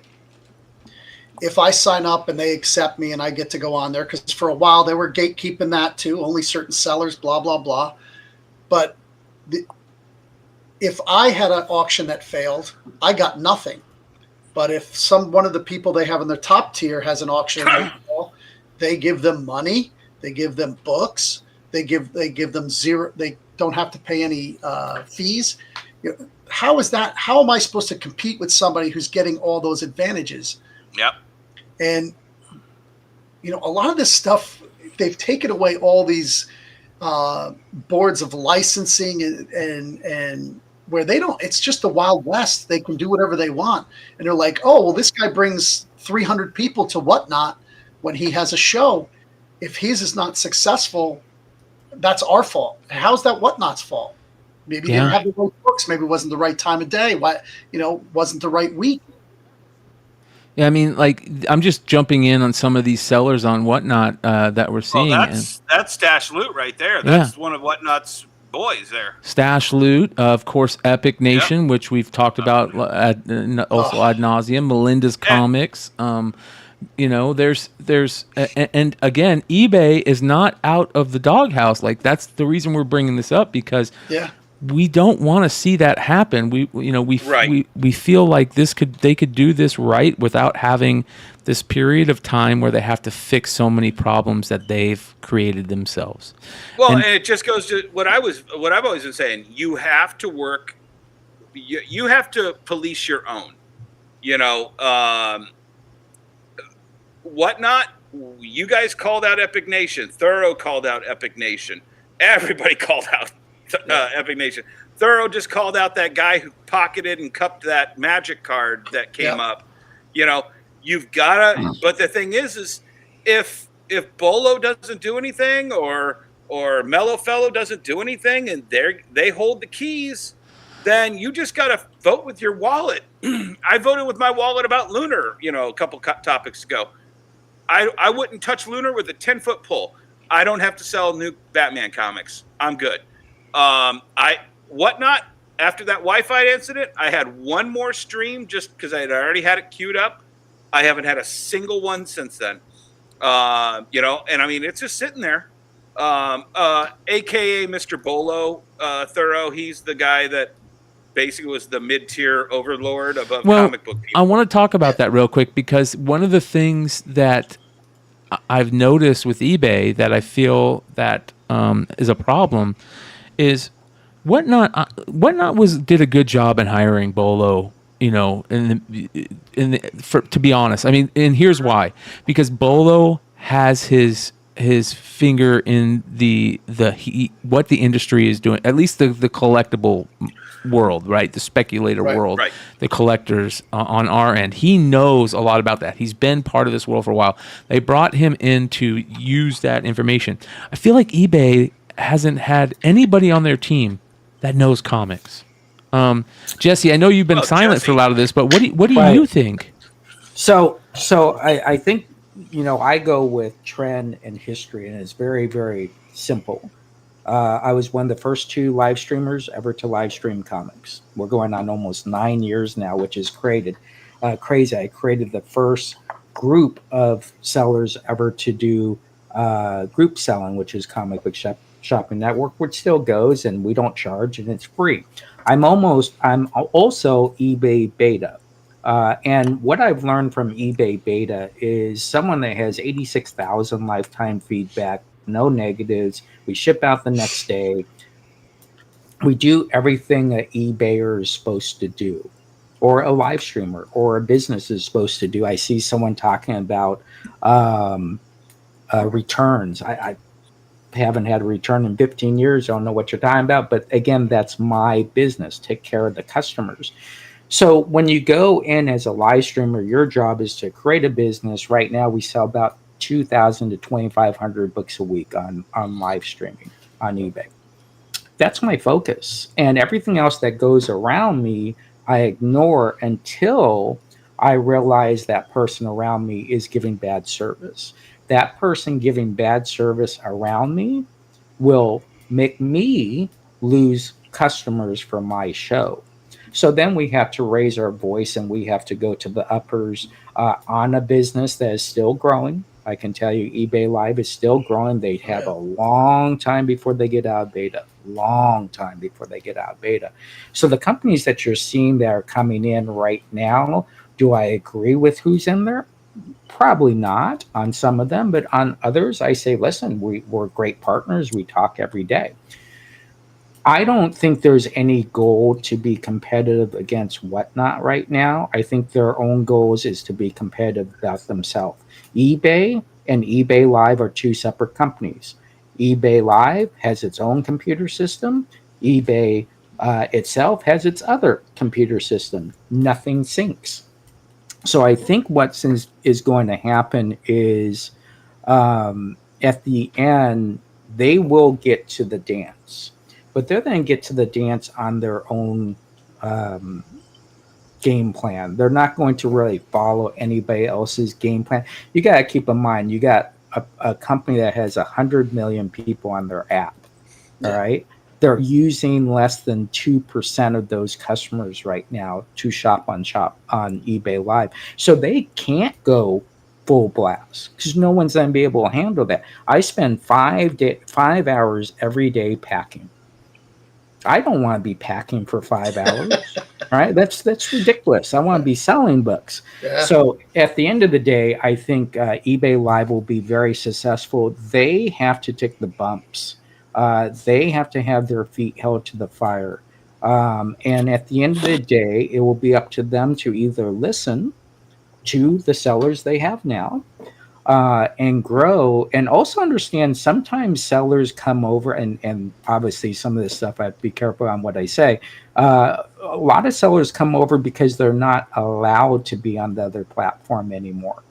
And so we have to look at issues like that and say, okay, are we doing the research on why they're not allowed over there? And how do we coach them that, listen, you're on eBay Live now. You can't do these because of community standards.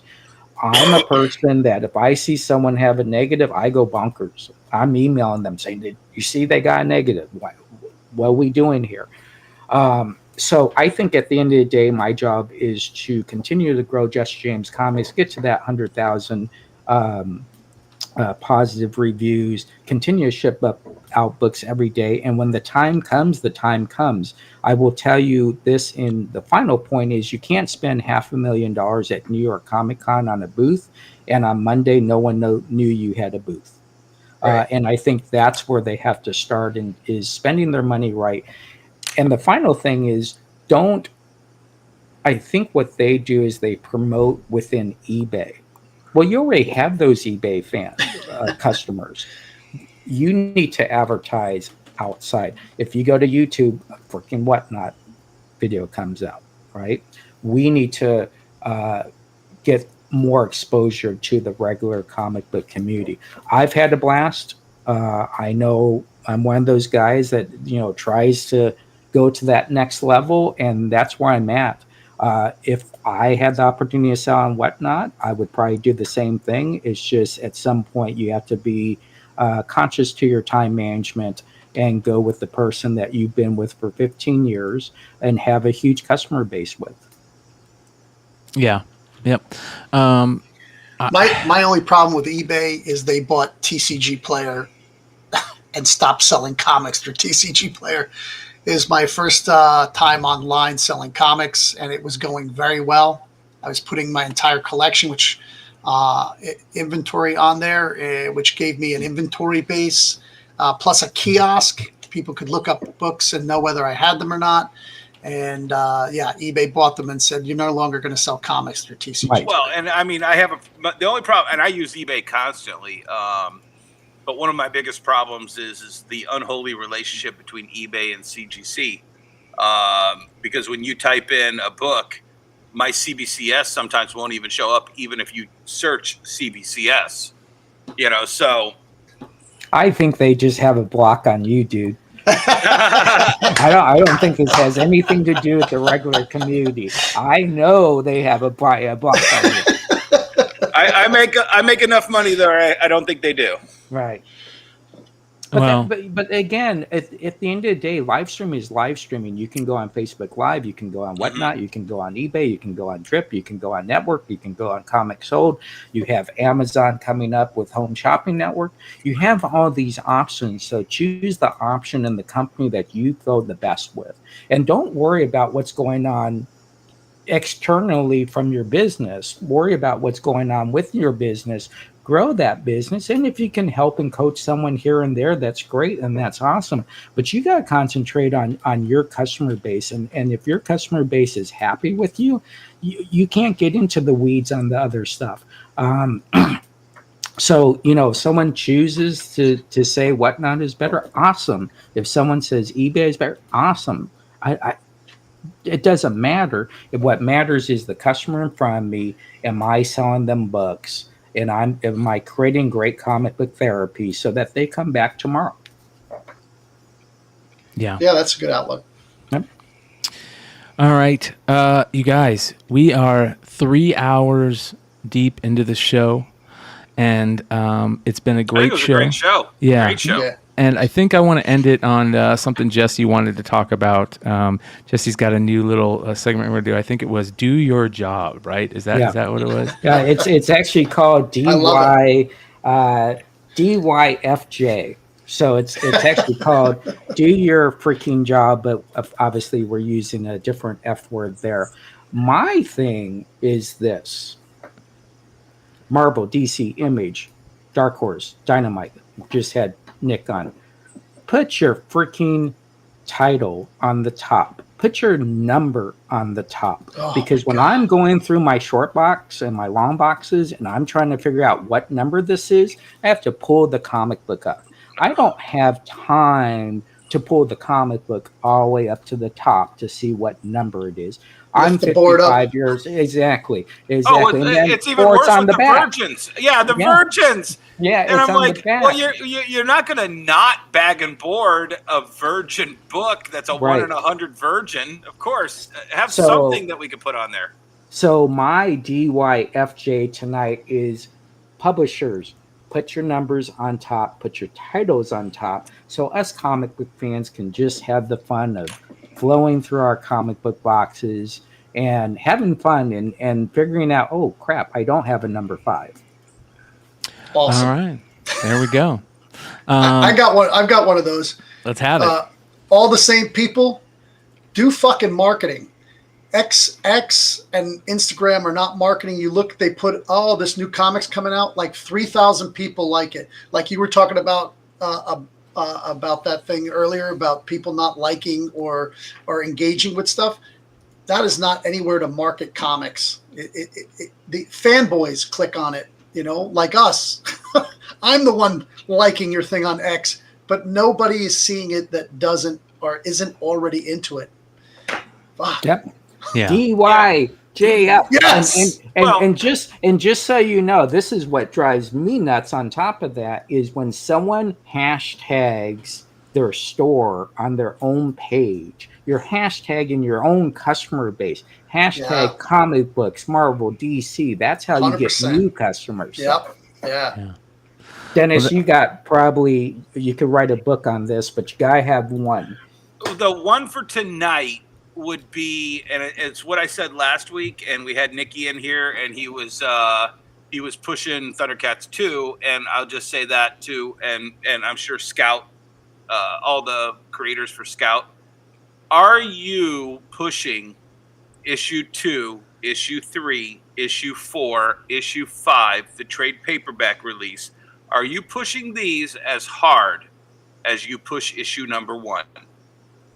Push every issue. If you expect retailers like us to buy every issue and you expect your fans to buy every issue, then you can't just push it on issue number 1. You have to push every issue like it's issue number 1. In fact, push it harder because the retailers have already bought it. The suckers in the room have already bought your book. Yeah. Hey, just real fast, Sean's in the room. Hey, Sean, well, the best way to answer that question is to get you on a freaking feature show and that you answer that question. So, actually, we didn't talk about the one last issue. Bryan. What was the last issue? The AI comic book convention issue. Oh, yeah. Oh, we'll have to get to that next. Well, that's an important thing. Here's why we're going to get to that next week. Because next week on the show, we're going to have Sean from Comics Elite and James from Mad Love Comic and Art.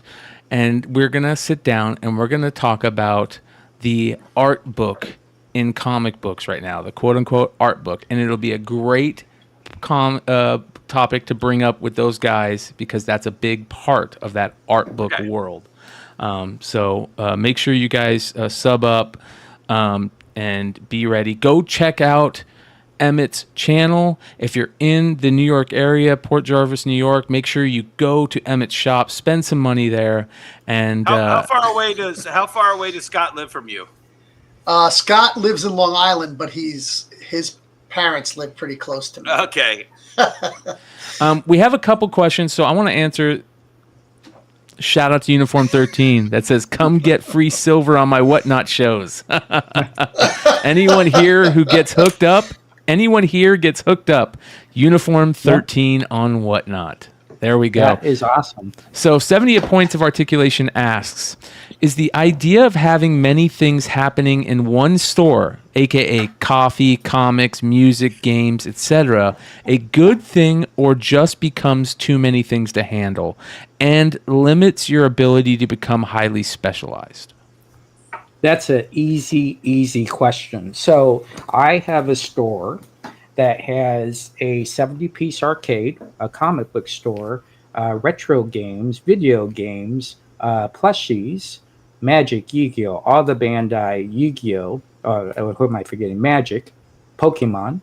And the whole goal when you do stuff and you spread yourself out is to create a team that is doing this, and you're coaching and you're inspiring your team to solve these issues so you don't spread yourself out too much. And so a great example is I had one guy doing Yu-Gi-Oh, Magic, Lorcana, all the Bandai's, One Piece, Dragon Ball Z. And what did I do? I hired or brought in 4 other people and separated those divisions to those people. So what did we do? We had the same product, but we 10-folded our customer base because we coached our team, we had great time management, and we knew to have a great schedule so people knew when to come into that store to enjoy a great event.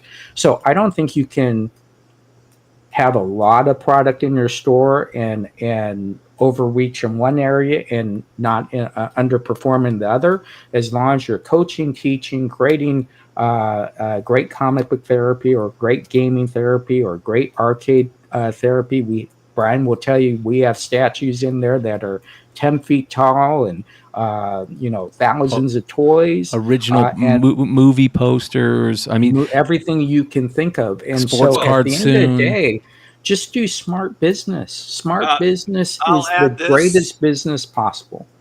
I'll add this. Be like water. If the customers want this, You need to quote that first. Who says be like water? Bruce Lee. Okay, thank you. He is the master. You're making it sound like you created that. No, I said it's my mantra that I've adopted from others. I think I said last week I stole Bruce Lee's. Okay, so, there you go. Bruce Lee says be like water, and that's the philosophy that I go with. If everybody is buying, and that's why I opened a second store. I felt I tapped out comics with what I could do with there, and I had all of this other stuff, and I was like, well, I could either remove some comics and remove some Pokemon and remove some action figures and remove some Beanie Babies, and I could shove records here and video games here and manga here. Or I could just open a second store that has video games, records, and manga right at the time when retro gaming has exploded. Best Buy is getting rid of physical media, and I sell DVDs and Blu-rays. At the same time that the anime, that Comics Pro is casting off anime to the kid market and not worried about it.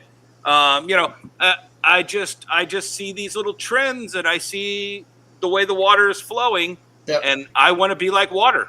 Yeah, so I opened a second store. But I do want to bring up that water canal that you have created, because you have pushed me about, I think it was 3 years ago when you went on this POG crusade where we had to redo POG. So I don't know where we are there yet. 90s, but, it's the 90s, and we are going to have our massive POG. I sell event. POGs all the time. Yeah, I sell POGs all the time. They don't, I don't make a ton of money on them, but margins. I don't pay a lot for it. So I make my margins. Yeah. Well, in Game of Death, Bruce Lee's greatest philosophy was explained in Game of Death. And if you've ever watched it, he died while filming it. A crew of people assault a pagoda. And at the first level, it's standard, typical martial arts. And they lose one person, and they go to the next level. And it's a different form of martial arts with weapons. And they lose one more person. And at the very end, they get to the top level of the pagoda, and it's an enemy that no one has ever faced. They have no idea how to defeat Kareem Abdul-Jabbar.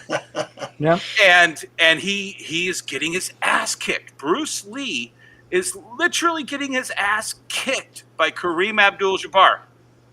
And he realizes, this guy's been in the dark for so long that light is his weakness.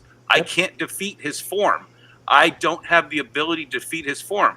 I can only defeat the fighter. And you watch Linda Lee explain all of his philosophies on the director's commentary of this movie, and it just opens your chakra. You just know you have to be like water. You can't get locked into any one form. They just sold, I think it was last year, Bruce Lee's outfit that has Kareem's footprint on his chest. Yeah, so that just sold. So very, very cool. One last question from Sean that I didn't see. He says, so many haters on the Whatnot platform because of scammy sellers. eBay has had more scammy sellers on it over the years than any other platform ever. Where's the universal hate for eBay? And I want to start on this. He's 100% right. Before Whatnot, I've been doing comic book content on YouTube for a long time. Before Whatnot happened, our biggest complaint was always about eBay. Scamming sellers on eBay, shilling sellers on eBay, people not sending you books. It was always complaining about eBay. And it is so amazing how that complaining out of eBay went to nil when Whatnot came around. And we forgot, like Jesse said, how many people are selling on eBay. You're always going to have scammers. And I think the important thing is that as a community, we continue to share block lists. We continue to say we don't like this and don't accept stuff like this, honesty in comics, that type of thing. And we talk about it. We have shows like this where we talk with the industry side. We have shows like Modern Comic Mayhem where we talk about the craziness, on the collectible side. And we don't filter ourselves. That's why this show is unfiltered. We bring on a guest, we glaze them up for about 30 minutes or so, and then we say, it's time to talk about the industry and unfiltered. And that's very important. Yeah. And there's a very important thing here. Heroes Reborn Comics, Whatnot is more personable. You see in here the sellers, eBay, you don't. There is a standard in the live stream world that we have completely walked away from, and this will be part of what Sean was saying as well, is you're technically supposed to take a picture, put the picture up, give a description, and show what the title is up. And when Whatnot came out with live streaming, they said, wow, that's a lot of work. So let's just put Comic One. Comic One live show this date. I am one of the few live streamers in the world that will spend the 2 hours to put up a picture, do the description and all that. And so what has happened is we have this fast track to sell so fast and not make it personal, right? Imagine buying 10 items from someone, looking at the books and saying, wow, I don't remember buying these books, and going to Whatnot or to eBay and seeing the invoice and it just says item 1, show 242. Well, what is that? Do I have to go rewatch the show to figure out what I have? So at the end of the day, I think it is about experience and it's about being in front. Listen, I'm in every single show. I'm in front of that camera. I think it's very important that people look at the person that's selling this book, listen to them talk about that book and give you, hey, this is why it's a very good plus, or this is why it's a keyword. This is just a book that I, in 1982, sold at the Friendly Neighborhood Comic Book Store and opened up that Wolverine #1 and sold it and give that experience. So I think at the end of the day, what has happened is both Whatnot, eBay, Drip, Network, the coaching stops at actually selling. And the selling isn't about the product. It's about the person and the brand. That's what's important. So, yeah, great show tonight, you guys. My major hate for Whatnot is that they're part of the scam. Well, when you're propping up certain sellers and not all sellers, you're part of the scam. Well, and then it got even worse when they decided to do Ninja Funk, and once they added publishing for comics, it was over. Yeah, well, that's why they took their name off of it. Right. You don't see Whatnot on a massive book anymore because of that. even though they're still like this. I mean, listen, I want to get. Metal is all about them, right? I want to get some of the massive guys on this show. You know, I want to talk to those guys because I want to know what's going on. Is massive whatnot, and vice versa, because that's important. That's very important. We don't want CGC selling CGC graded books, just like I don't want I don't want eBay Live to create a publisher and selling books. I don't want whatnot to do it. It feels off. And when you smell, it's just like anything else. When the smell is off, there's a problem. Okay? Well, hold and the on. smell we had is a off. perfect example this week. Wendy's announced we're going to do surge pricing for your Baconator. I know. And everybody was like, "What? Your Baconator is already $6. I'm not going to pay $8 for it because I want it at lunch, or I want it at 6 o'clock." And literally, this is a major corporation who said we're thinking about this idea, and everybody went, "Fuck you." And guess what? They just announced, we've tabled that. It's not something we're going to do. Yep. Great marketing.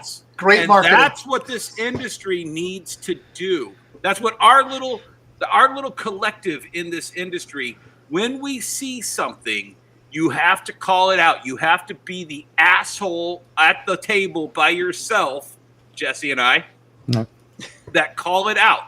Don't care who you're going to get to sit by. Don't care what free book you're going to get. Don't care how much more money you'll make selling CGC books over CBCS books. When you see bullshit, and I'm one of the biggest fucking bullshit callers, you have to call it out. And when we have a bigger voice, then all of a sudden Wendy's stops surge pricing. Yep. Yeah, and I truly believe, as someone who took advantage of that and was able to get 10,000 views within like 2 minutes about it, right? That's our job, is to grab stuff like that. I will tell you, coming from the corporate side, errors are meant to be, right? The whole thing is, how can you create a buzz with something that you could correct easily? Right? What are they doing? They're now selling the Baconator for $1 this week. Yeah. We want to take care of you guys, but who walks in and buys a Baconator and does not buy fries and a soda? Right? And it shows you listen to your customers. Yeah, exactly. Well, exactly. and it's what I talked about to you guys, and I don't think, most of you guys would do this, but I have such a small price point and such small, I exist on 80% selling of smalls. I give a $5 off your next $10 purchase, and I've been giving that coupon away since I opened almost 2 years ago. And I now make it for both of my stores. And people are like, "Oh, I can have this $5 CD or this $10 CD for $5? And I'm like, "Yeah, go ahead. Here's a coupon. You can use this over at the next store too." And because I pay $1 a piece for the CDs. Yeah. So a quick question. Thorough says eBay has already done its own comic book exclusive. What comic book exclusive did they do that was theirs? Are you talking about since eBay Live has started, or before then? Because eBay Live, anything that has eBay Live on it is a partner book. It's not actually an eBay exclusive. It's that partner book with. So if Sean Kirkham does Transformers, G.I. Joe, eBay, G.I. Joe, eBay saying, you can put our logo on it because you're doing it at a convention. Now, I will tell you, I'm one of the few people in history to do eBay exclusives, which was 2016. I did a Star Wars and a Transformers exclusive for them, which I did the distribution. You did a Power Rangers. Or Power Rangers. Power Rangers. I gotta be your fucking historian, Jesse. Jeez. I know. I've done so much; it drives me crazy. So there is a difference, and I don't want to tell anybody that they're saying something wrong, but we also want to coach them on the difference between a exclusive, a variant, and a partner, and a con partner. There's a big difference between those four. So eBay itself is not allowed to sell product. So they cannot sell an eBay exclusive and take in income for themselves. They have to partner. That person takes all the money. They do not share profiting unless it's, they're selling it on the platform. So eBay just uses it as advertising type thing. Yeah. Well, and I will say this, eBay has gotten really good with their authentication program, as long as hopefully it didn't get stolen from their partners at CGC. But I sell some huge cards, and Brian's seen some of the cards I've sold, and they all, I get more money for the cards because it goes through eBay's authentication. So, and they give that free of charge. It's all baked into the cost. Yeah. So I do give them credit for that. Yeah. Yeah. So again, it's all interpretation, but at the end of the day, I think we just want to be smart going forward. We want to be educated. This is a great forum. I will tell you, there's very few retailers that would come on every single week and talk about the back end of the industry. This is something you probably shouldn't be doing, but at the end of the day, I think it's well worth it to take you to that next level of education and what we see from the trenches and how we have to work with all the publishers, distributors, artists, creators, and everybody that we have to deal with. I want to actually challenge Emmett, and this is something I was thinking about while we were trying to get his mic fixed at the beginning when we were watching his video. And we love your wall, Emmett, so don't take this. I would love to see less silver, more bronze, modern, current keys. I think that you're missing out on a huge opportunity for what I call the noobs. Yeah. When they walk in and see Death of Superman for $20, and we all have a dozen copies of it, if not 100. Death of Superman 4th print. Yeah. Yeah. I just picked up one. Yeah. Put it up on that wall. I would say take 20% of that wall and dedicate it to books that you would never think, and see how many of them sell. And then you can say, hey, thanks, Dennis. I change that wall every 3 to 6 months, and I do mix in. It's actually closer to the register is all of that new stuff that everybody's looking for, like all the Spider-Man books. Man, Spider-Man sells like gangbusters. It's just never, everybody's always looking for something from the 90s or something new from Spider-Man. But yeah, so I do try to do that. I try to keep it up closer to the register, so that's why you don't see it right behind me. But yeah, I do have a lot more than I should probably of the Silver and Bronze Age up there. Right, and something Brian is my witness to this. My number one selling book every single week, Brian knows what this is. My number one selling book, now it doesn't sell for a lot of books, is Turok #1. All right? Every week I put up this book and I tell the story about this Chrome Illusion that was supposed to be the whole wrap page, but they ran out of Chrome Illusion. So when everybody ordered all this and then they got in, it was just this square pasted crampy ass Chrome thing. And in the story, I gotta have it. And I want to call CGC out again and CBCS. You should be forced to include that little piece of paper, that tissue paper that was over that's a complete book. Yeah. They were shipped that way. Why aren't you making people slab that little piece of paper with the Turok? Yeah. Green label if it doesn't have the piece of paper. Right. Sell the story, Jesse. You're the man, man.